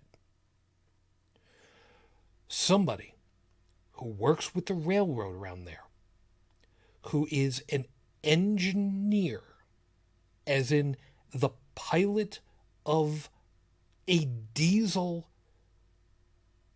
locomotive, believed that there was something fishy going on, that there was a truth to be had, took his engine at basically full throttle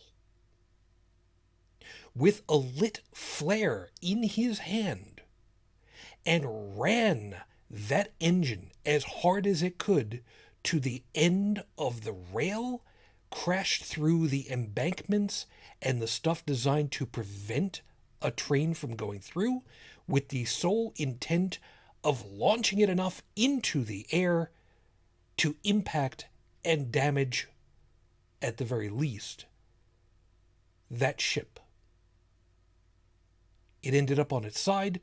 It didn't, fortunately, end up breaking a whole bunch of fluid, which the reason why he had the flare in hand was to make it an incendiary bomb, because he believed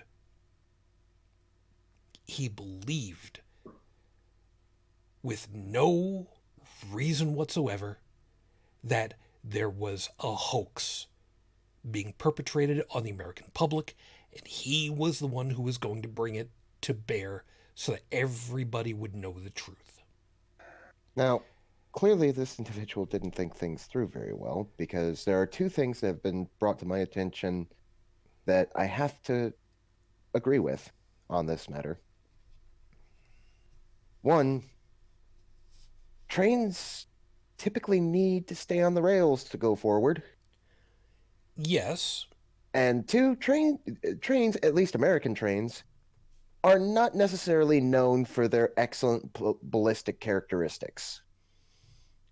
Also agreed. Yeah. However, if you can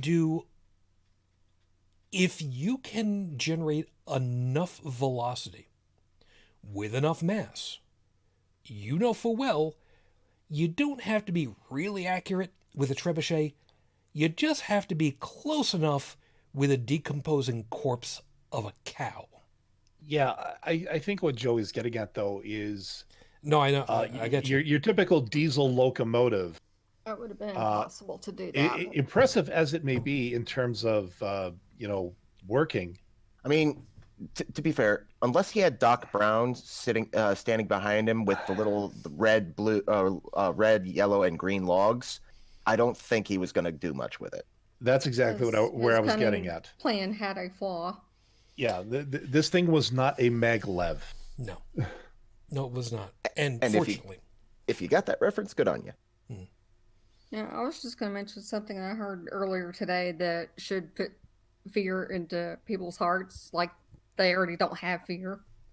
EMTs in New York, at least New York City, are not reviving people anymore if they've had a heart attack at home. They were told to feel for a pulse, and if there is no pulse, leave. Yeah, reduce exposure as much as possible. Well, and they don't have the resources to revive them in the ambulance. They need elsewhere. I heard that something like this was coming. This DNR order. And it's here. Here's the thing, though. And I don't want the response from everybody as usual, but to be fair, when you're triaging in an emergency situation, that is what you do. You have to do that. And I can't believe that I'm going to say it this way. This is an emergency situation. And it is arguable whether or not this is the moral thing to do, but it's very hard to argue with, is this the right thing to do for the greatest number of people? Yeah, I'm not arguing with it. It's just frightening that it's gotten to that point to where people who normally could be saved will not be saved now, because of present circumstances, and it's only going to get worse. And that's going to cause a lot of mental trauma to doctors and nurses who have to make those choices. And they're, coming up with guidelines now where they can go buy a book and a checklist and bank that decision, but it's still, they're going to have to live with it. Me, I was trained as a field medic. I know how triage works, and you don't really, put a lot of thought into it. You look and go, this person takes the least resources to save, and that's who you save. This person is dying anyway, so you try to get them comfortable if you have enough medications to make them comfortable, but you may not. In some of our practices, when people were going crazy, we would get them away from people because it would hurt morale and tie them to a tree and just leave them there, which is really cold, but that is what, it's what you do. And Americans have never been faced with triage situations before. And it's not just going to be New York, it's going to be everywhere. It reminds me of one of these. When they used to do all the shows, of the children starving in Africa, where Christian Children's Fund or one of those groups was advertising that, like, if you send money to us, we can buy grain and send it over. And one of the things that one of them had to do was they would walk amongst the people that were waiting for food, and they would mark them with a black mark or something. And if the marked ones were the ones who would get fed that day, and the rest would have to starve for yet another day. And it almost sounds like we're getting to that level in terms of this, as in terms of, like you said, triaging. Who can we save based on who has the best chance of surviving? As far as to the general public not having to go through this, I agree. I unfortunately had to see it firsthand. Literally the day before my wife died, we got the word from the doctor and the oncologist that there was literally nothing else to be done. That was when we found out that the drug that they were working with, Avastin. We talked about this before. Mm-hmm. It did what we were hoping for it to do. It was shrinking the tumors. But it was the equivalent of if she had been hit with buckshot through her torso, and all these little nodules were shrinking, which meant that she was literally bleeding internally everywhere because it was working the way that they were hoping it to, and there was literally nothing to be done. We had to discuss what to do. And one of the things that came up was with the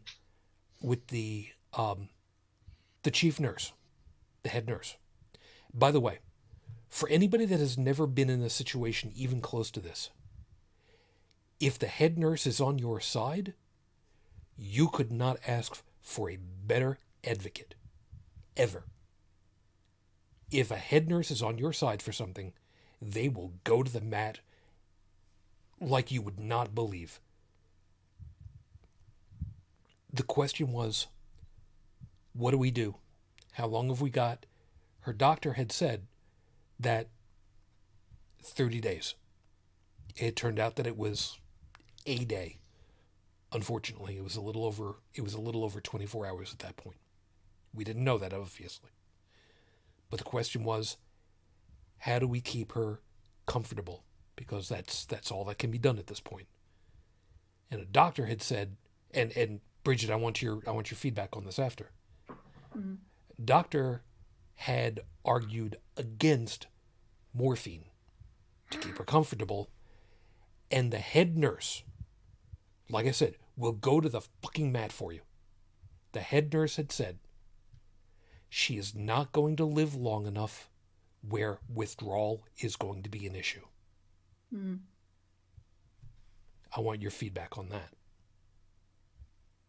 If you're in that kind of pain, they should never withhold morphine, and addiction is not going to be an issue. And, you know, if he gave her at most 30 days, it still wouldn't be an issue. I know that in my case, I had an aunt that was in hospice, and the hospice nurse had a problem actually with the doctor's orders where he had ordered her morphine, you know, Q4 hours, you know, or more as needed for pain. And the hospice nurse refused to administer it because she had religious objections to it because it might, you know, cause her to cease breathing. And that's when I tore somebody's head off and said, if you cannot go do your job and follow doctor's orders, you find someone who can.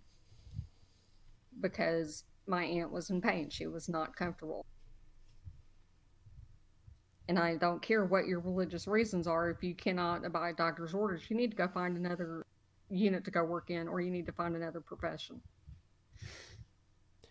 Now, the reason why I bring this out is that this is what triage does. It determines what can be done and should be done in order to minimize as much suffering as possible while saving as many lives as possible. And there are going to be moments where they're gonna look at people, you know, and go, okay, this person's 60 or 70 years old, automatic DNR, no matter what. They may look at another person, go, they've got 5 kids at home, we have to try to save that one. You know, if you've got 2 beds and 5 people who need it, you have to find a way to decide which 2 get those beds and do it in a way that's fair and just. And these first responders are going to be the next big hit on the mental health rounds. Yep. And the assumption that these people are just putting in another day at the office, you have no idea. That is so untrue. You know, they care about their patients, or they wouldn't have gotten in that profession in the first place. You know, it's not, you know, I want to say it's not the wine, but I haven't been drinking a lot of wine recently.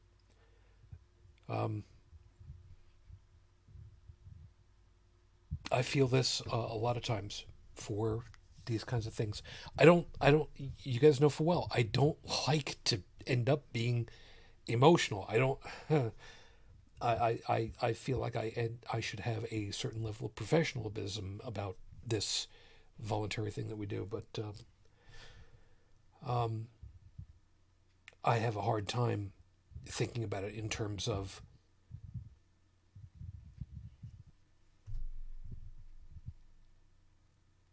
these are not just people. These are people who have dedicated themselves to trying to alleviate suffering. And I can't think of anything any more humanistic than that. And I'm not saying that from the standpoint of, well, these are religious things, or they're humanistic things, they're atheist. No. It's about caring about people. I don't care where your religious leanings are at this point. And there's a reason why I'm bringing this avenue in, because we've only got a little bit of time left, and there's one last thing that I want to hit really quickly. These churches that are continuing to host events and have people come in there and say, everything's fine, we've installed stuff to kill coronavirus. The only thing that I've heard that could do it in a volume are UV, I think it's UVC lighting, which is both expensive and exceedingly detrimental to most life forms, including humans, and especially their eyeballs.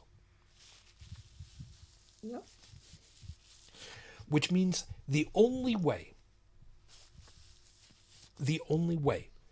that I could see stuff like that working would be to install, and follow me on this a second, install UVC lighting, heavy duty UVC lighting, inside of the air ducts where the air is being drawn in so that it passes past a whole shit ton of these light bulbs, heavy duty light bulbs, I should add, so that the air is circulated and the virus is theoretically killed by UVC as it goes out through everything else. Which, even if that were possible, how do you stop cross-contamination from two people that are 3 feet away from each other? You don't. How do you stop from people who are a meter across from each other? You don't. I'm sorry. I need to make sure that, both the U.S. and the real measurement people actually know what the hell I'm talking about. At least 2 meters. And they're saying now that may not even be enough, especially for people who were talking or breathing. And most of us like to breathe, I should add. For you people who are Canadian, the length of a hockey stick. Canadian measurement. They're also saying they're not sure, exactly how long this thing can stay airborne for. Oh, never mind airborne. Briget, what was it on that cruise ship? 19 days? 17. 17 days. 17 days. 17 days for what exactly? Before, where they were able to go in after 17 days after people were disembarked off the ship, they were still able to go in and find traces of coronavirus in the cabins and on the services and stuff. Jesus. Yeah, that whole 3 days thing is not 3 days anymore. No, it's not. And the 6 feet is not 6 feet anymore. No. No, that's part of the reason why where I live, out in the goddamn boonies, where my closest neighbor is... Okay, closest neighbor, same side of the street, is 200? No. I'm trying to remember. Is close to 100 meters, 150 meters away from my house. Mm-hmm. Reminding you that I have about 3 acres of land, and I'm on the easy end of it, and I've got a lot of room around the rest of it. So, the only thing that I'm going to end up finding coronavirus from might be, I don't know, rats, squirrels. I've got deer. I've got wild turkeys around over here. Watch your mail if you blood pick up mail. transmission of this virus, because ticks and mosquitoes. It's not bloodborne. As Fortunately. far as we know. Fortunately. Yeah, but I'm going to say people need to stay back at least 6 meters because coughing and sneezing droplets can fly that far. So that's even worse, because then how far does it disperse and how much does it take to get in there? It depends on the air currents and everything. But one thing that they are finding with this, and the reason why people do need to wear masks, everybody, is because even though there's not 100% protection from normal masks, the severity of the illness is going to be commensurate with your viral load, and the viral load is going to be depending on how many virus particles you inhale. If you just inhale 1 or 2, then you might not get sick, but if you get in the thousands or the millions, then you're going to get severely sick. Is that part of the reason why there's this thing about anyone that needs to go outside should wear some form of mask? Basically, as I've understood it, because you don't know how long somebody's passed by you. They could have been by 10 minutes ago and still have virus in the air. No, it's fine. What I'm going with is, I'm understanding that those that have been making their own masks from whatever cloth is available, the idea is to prevent you the wearer with these From otherwise insufficient masks from spittling out, from coughing out, from spreading, yes. not necessarily aerosolized, I don't know that that's the right word for it, but microparticles, micro droplets, that's the word, micro droplets into the air around you and keeping it minimized and keeping it into the fabric Hmm. as much as possible. It's That's to protect others, yes, because you could be asymptomatic and carrying it. So, yeah, and a lot of people are asymptomatic, and some of them are super spreaders.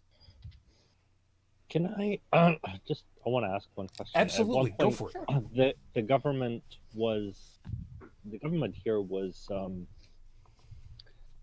advocating against wearing masks. Only because of the shortage. Okay, so basically your homemade mask can prevent spittle spewage, or Yes, exactly lack of right. a better word. No, that's But exactly right. and so yeah. Well, these guys in their communique, they were lacking context. If they were speaking specifically about the medical mask, they neglected to say it because I think the greater population, they don't know to differentiate when we're talking about masks, whether we're talking about the official or the effective medical masks or simple spittle spreading protection. Yeah, there was a Mix it into video. droplets. Yeah. Yeah, there was a video that I saw. I'm gonna have to track it down and add it to the show notes, where in Japan they showed on high sensitivity cameras with lasers. That sounds all kinds of weird that way. Now that I think about it, how if you sneeze, how far do those micro droplets, their terminology, and I think that's a technical term, how far that spreads out into the air, and you could actually see that, Hmm. versus if you were wearing even a homemade cloth mask to prevent that from going out. And the difference is absolutely night and day. It's not medical grade. You're not going to go and do, you're not going to be cutting into somebody's chest cavity wearing one of these. Mm. But for the lay public to keep anybody from accidentally sneezing into the air and spreading all this stuff, oh, I mean, BTN, better than nothing. And Hmm. a hell of a lot better than nothing. So what you're saying, Joseph, I get where they would be saying don't wear, but I think it might be more like was said, you know, don't wear the quote unquote real medical grade ones if you don't have to, so that the people who are actually in the medical field have access to them as much as possible. That's Yeah. probably, sorry, And that's and what I've I would expect. and I've seen graphs too of countries where masking to go in public is normal versus non-masking, and they definitely have a slower rate of transmission than the countries where people don't wear masks. Yeah, Japan is one of them. If you're sick, you You wear a wear a mask. mask. And Singapore is the same way. In Taiwan, I mean, I could think it's part of their culture, but wearing masks to them is normal. If you're sick, you wear one. Yeah, yeah, we saw that You know, when I was in Japan with my wife.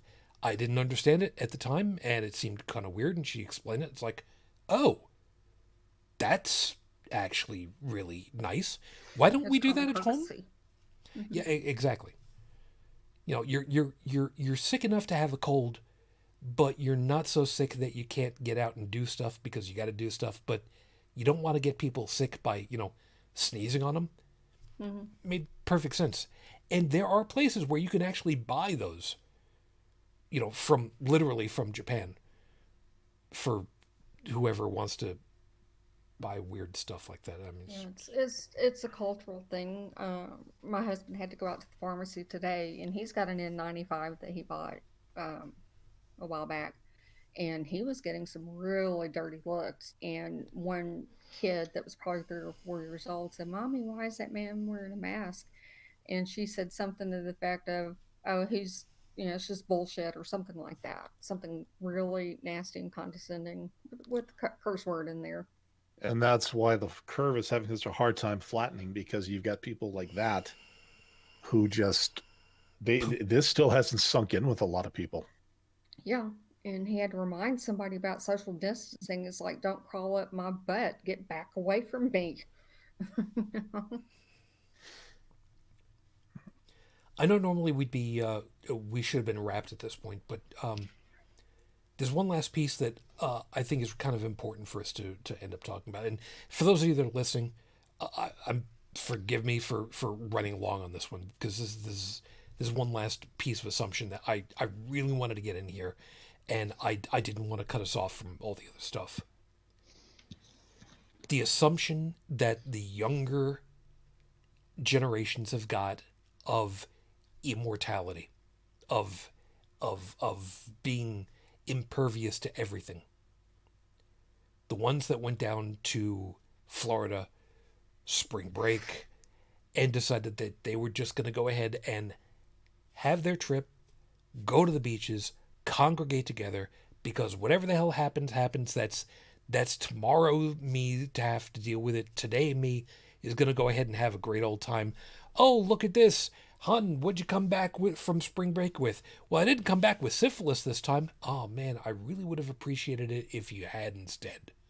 That can be treated. Yeah. This just goes to show there seems to be a general state of reactive ignorance that reigns. And in situations where, if everything's cushy, if there's no pandemic or anything and everybody's comfortable, then okay, that's perfectly fine. But I mean, it's when it comes down to a survival situation that behavior like this, it really becomes dangerous. Never Or mind even dangerous. evil. This is deadly. Evil, even. I mean, these kids going to spring break. I mean, it's evil. I mean, the people here in Paris, their behavior that instigated the clampdown. I mean, they were all it was the first nice days of spring here, and everybody was in the gardens and parks. And when they did the clampdown, well, the reaction was, well, if you're going to do that, if you're going to put the police everywhere, we're going to the country. And it's just spread it even further. I mean, Yeah. They don't we realize. really have to break out of this here and now reactivity clique. We have to start thinking.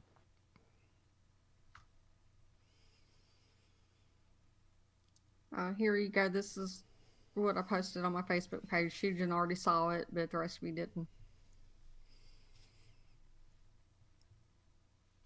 Little humor. What is that? Oh, the America. Oh my God, coronavirus. What should we do? Oh, yeah.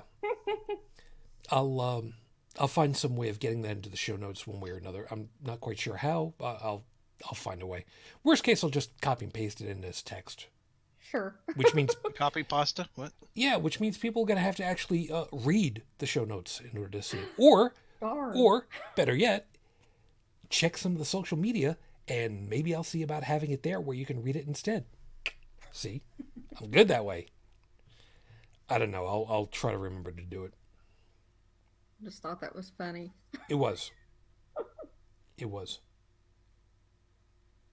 You know, this whole thing, the assumptions that we've had overall.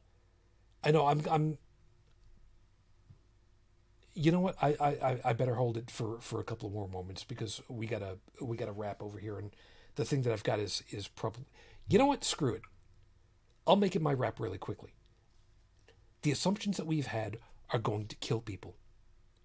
The worst of it is the assumption that there is somebody that is still expected to help us because that's what their job is supposed to be. We've had the assumptions in politics in my country for the longest time that people would comport themselves to a certain decorum. And they haven't. Now, with this medical thing going on, that assumption, that expectation, is now going to get people killed if it hasn't already been directly responsible for it, because we expected, we assumed that everybody had the same base judgment on what's important as far as to having life as we did.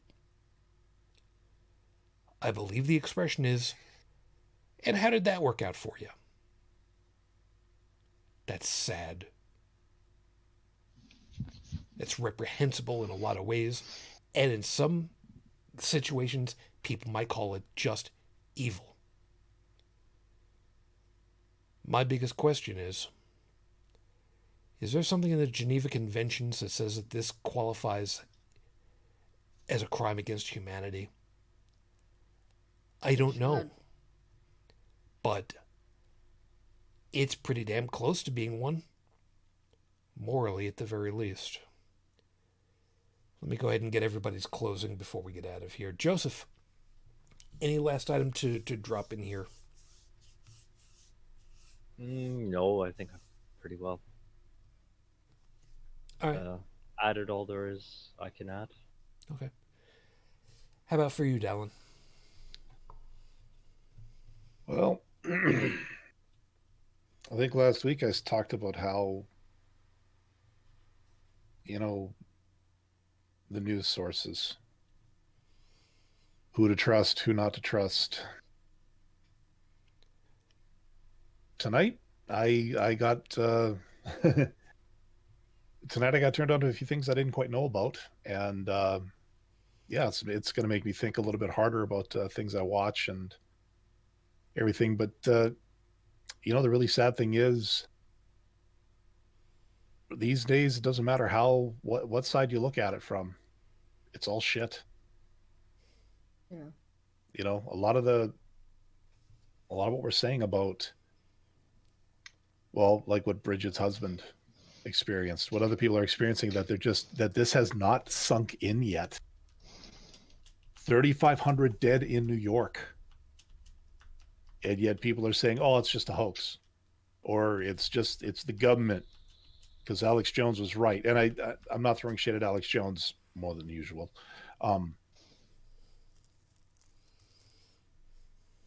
What is it going to take before it sinks in that this is serious? And unfortunately, the answer to that is going to be a tragedy on a scale that I don't like to think about.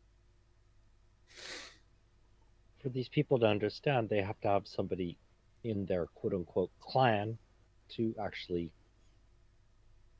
either get sick or die from it.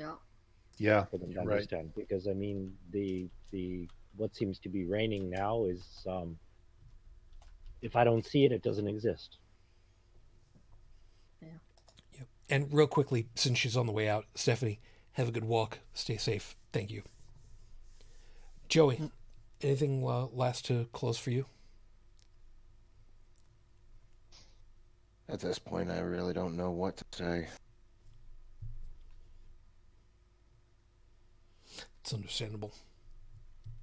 Tech, how about for you? The head of our government's a murderer. I can't trust him. He could be diagnosed with having a brain tumor that's causing him to act this way. Have the tumor removed and be a completely normal, and I still wouldn't forgive him. I can't.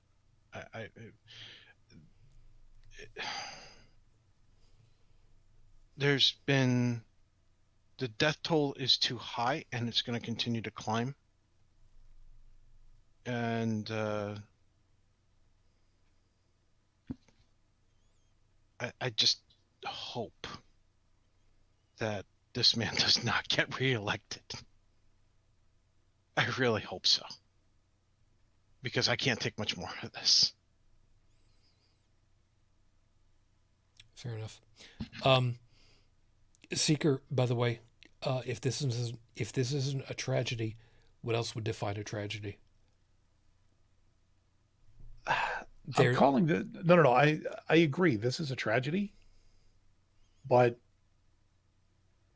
I think it's going to get a lot worse before it gets better. And the naysayers out there who are either denying this or claiming conspiracy or claiming hoax or, you know, who are rolling their eyes at people who are trying to do their part. The fact that people like that are still around,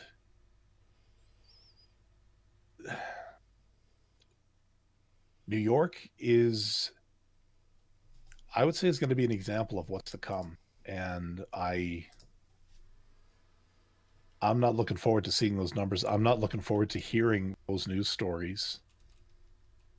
You know, what happens when it rolls over 4 digits in New York or California or Chicago or someplace in Florida? What happens when you start seeing as many people dead in the US as we have confirmed cases up here in Canada, which is just over 13,000 at this point? Yeah. You know, when are people going to clue in that this is killing you? Yeah, and Seeker's right. Fake news is still being used. So, you know, who do you trust? Who do you believe? Who's not looking for an angle like this? And unfortunately, I think for the most part, the answer is everybody's looking for this. Everybody's trying to seize on this somehow to further their own agenda or further their own ideology. And you know, it'll be fine right up until everybody dies. Then what? Congratulations, King Nothing. Yeah. Here's your crown. Yeah. Briget, I wanted to leave it last for you because you being the most medically trained of us, I think that probably whatever it is that you've got to say is probably the most worthwhile. So, floor is yours to close us out. Well, the next 2 to 3 weeks are going to be unimaginable. It's going to get a lot worse. And, you know, right now we're seeing a doubling of numbers every 4 to 5 days, and about a 30% increase in cases daily. That's been the trend for the last several days. It's going to be frightening to see those numbers go up. It's going to be shocking. And I think when people start getting turned away from hospitals, you know, for severe things but not COVID related, you know, it's going to sink in that we have got a problem. And, you know, fuck Trump, fuck Mike Pence, and everybody just stay the fuck at home. That's it. Okay. I apologize. I was just kind of looking over the numbers really quickly over here. I didn't think of it in these terms. Now, admittedly, I'm not entirely certain how accurate the numbers over at Worldometer are. I think that they are within reasonable expectations right now. Mm-hmm. However, going by that, I just looked. The number of confirmed cases currently in New York State, reminding you that yes, I do reside in New York State, but nowhere near New York City. I'm at the ass end of New York State. All right, I am an 8-hour drive away from New York City. Keeping that in mind, the number of cases in New York State is roughly the equivalent of the next 1, 2, 3, 4, 5, 6, 7 states combined. 115,000 rounding. 115,000 in New York State. And fortunately, around where I am, 20 in the immediate vicinity for where I live. Fortunately, only. And these numbers are only going to keep going up. And that's worldwide. As the tests get better, as they get processed quicker, as we don't end up having these fake testing sites set up, yeah, that's a thing. I'd just like to one thing about the Worldometer site, they still haven't corrected their mistake from yesterday. So I would take I know. that with a grain of salt. It's good as a global barometer Yeah, measure, yeah. but Like I said, you have to go to the sources for the real statistics. yeah, Because I mean, the government agencies and the World Health Organization, Mhm. yeah, I don't know where Worldometer. They don't cite their sources, Worldometer. So just check yeah, your sources. That's Well, yeah, you can check Johns Hopkins website too, and they'll give you like a county by county breakdown as well. But one thing that I did forget to say is, the latest stats that we have right now is we've got 311,636 infected in the U.S. Out of those, serious and critical is 8,206. Roughly 50% of those are going to die, but the total recovered is only 14,825.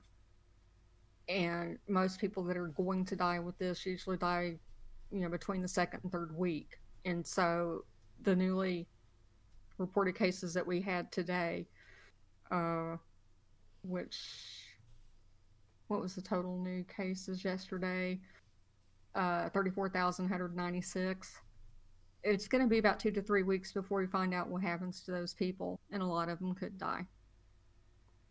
And so that's one reason why I'm saying that in 2 to 3 weeks, we're really going to be shocked at the number. Plus we're still getting new cases. So over the course of the next 2 months, the number of people who are going to die is going to be something that we have not seen in living memory. Nope. And that is why, as the head of the group, I say to all of you, please do what is necessary to keep yourself and those in your circles safe as best you can. And we're going to try to keep being here for you. As always, of course, thank you for spending part of your time with us. We hope that you had yourself a reasonable time and you found something worthwhile in all of our perspectives tonight, as usual. We go ahead and say good night for the hosts, of course, as always. Joseph, thank you very much for your time. You have a good morning and good luck for the rest of the week to you. yeah. I'm gonna be well. I may have to go into work a few times, but look, it's only 150 meters away, so you take care. Take care, all of you. Yeah, definitely. For what it's worth, by the way, I did see that 3D model that you had posted up. What was that again? That's my in-house busy work. I'm making a network interface, which means I can see who's using what computer and what office, connected to what port, connected to what service in what server. But it's all based on a plan of the building. And yeah, that thing you saw yesterday, it's got another 6 stories on top of it. So. Oh my goodness. Damn. Yeah. That's a lot of work. Good man. So with one click, I'm gonna have, well, we're gonna have total control of whatever happens in the building, and it's actually, yeah. Normally, I wouldn't have time to do this kind of thing. The irony of it, anyways.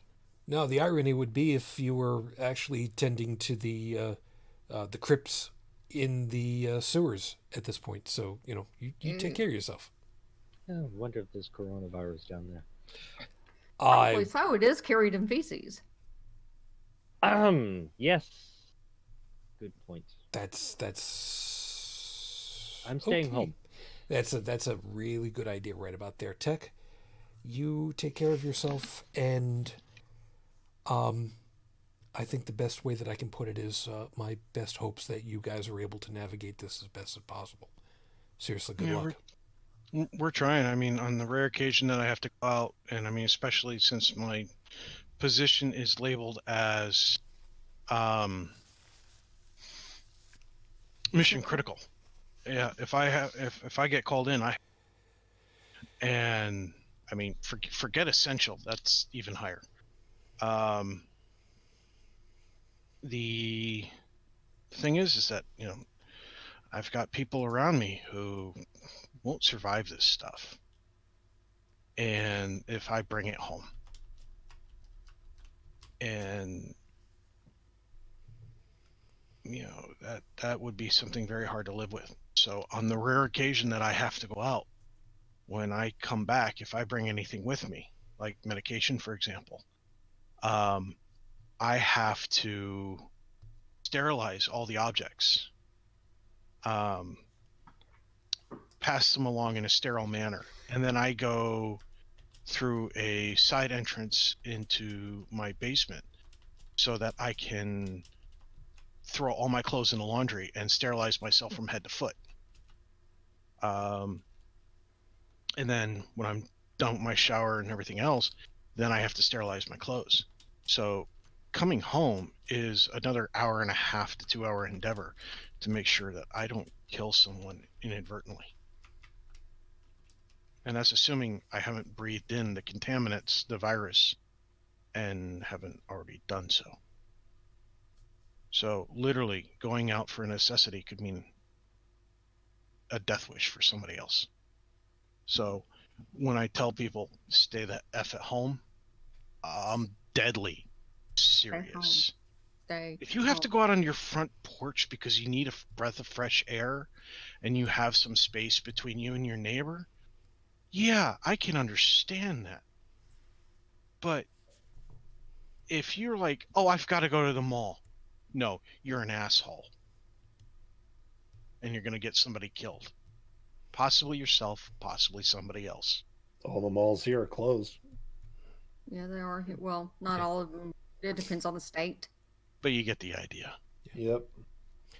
Look at the bright side. At least GameStop is still open because they're a necessity. Bridget, Nope. They got their business license yanked. I'm teasing. I'm teasing.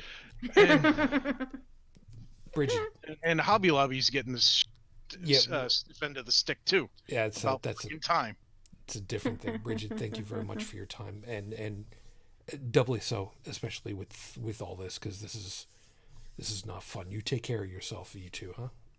Yeah, you too. I mean, at least I'm a hermit, so I'm doing the social distancing thing fine. Which is good, but I'm trying to be very safe. Everyone in my house is. Good. My best of luck. Joe, Thank you. I know we've talked, and I know I've said it many enough times, but you try to take care of yourself as best you can, of course, as always. I'm Yeah. selfish. I told you that last night. Yeah.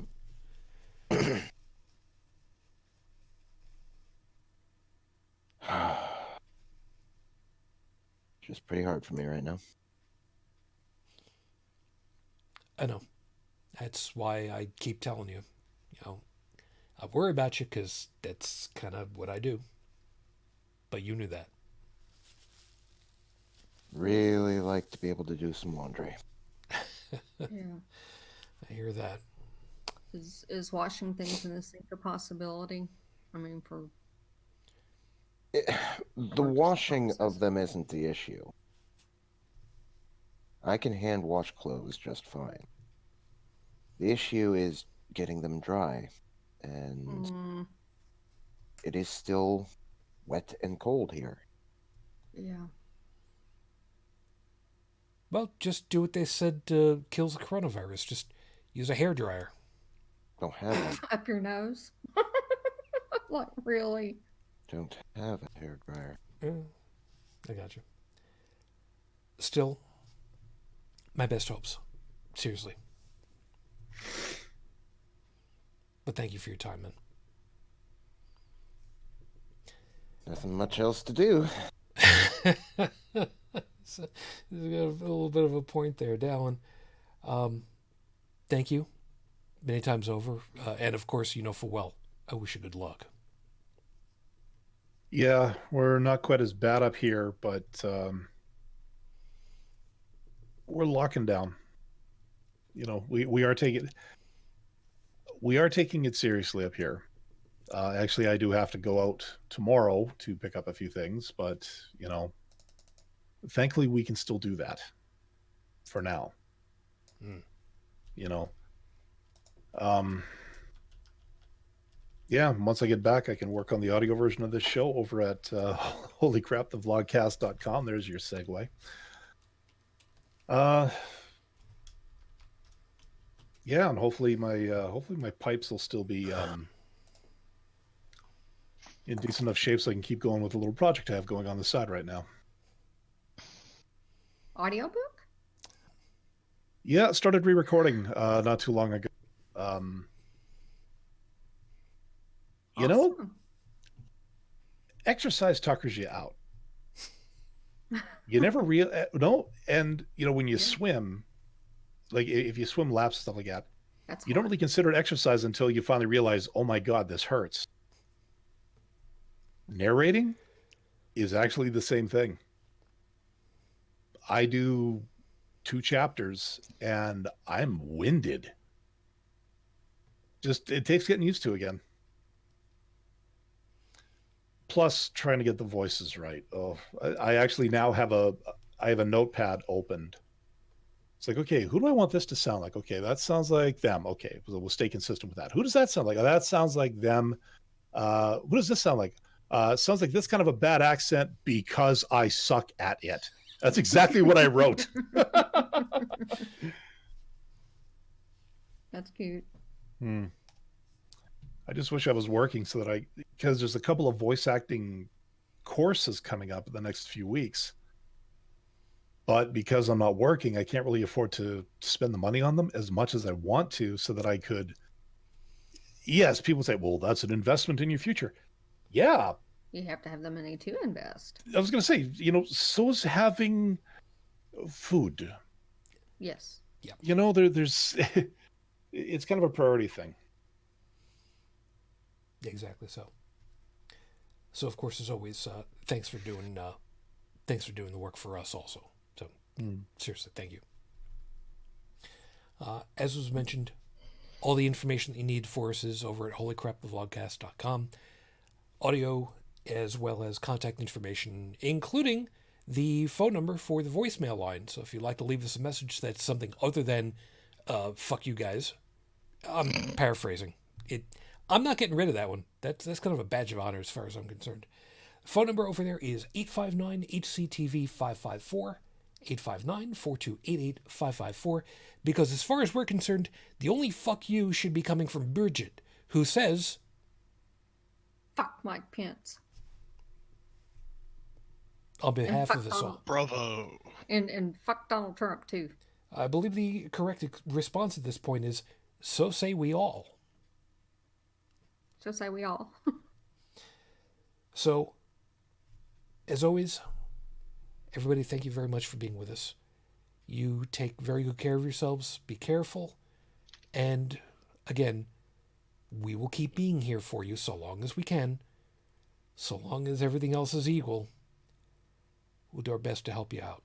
If you need to be in contact with us, again, go to the website. All our contact information is over there. If you need to get in touch with us because you just want to say hi and you need somebody to talk to you,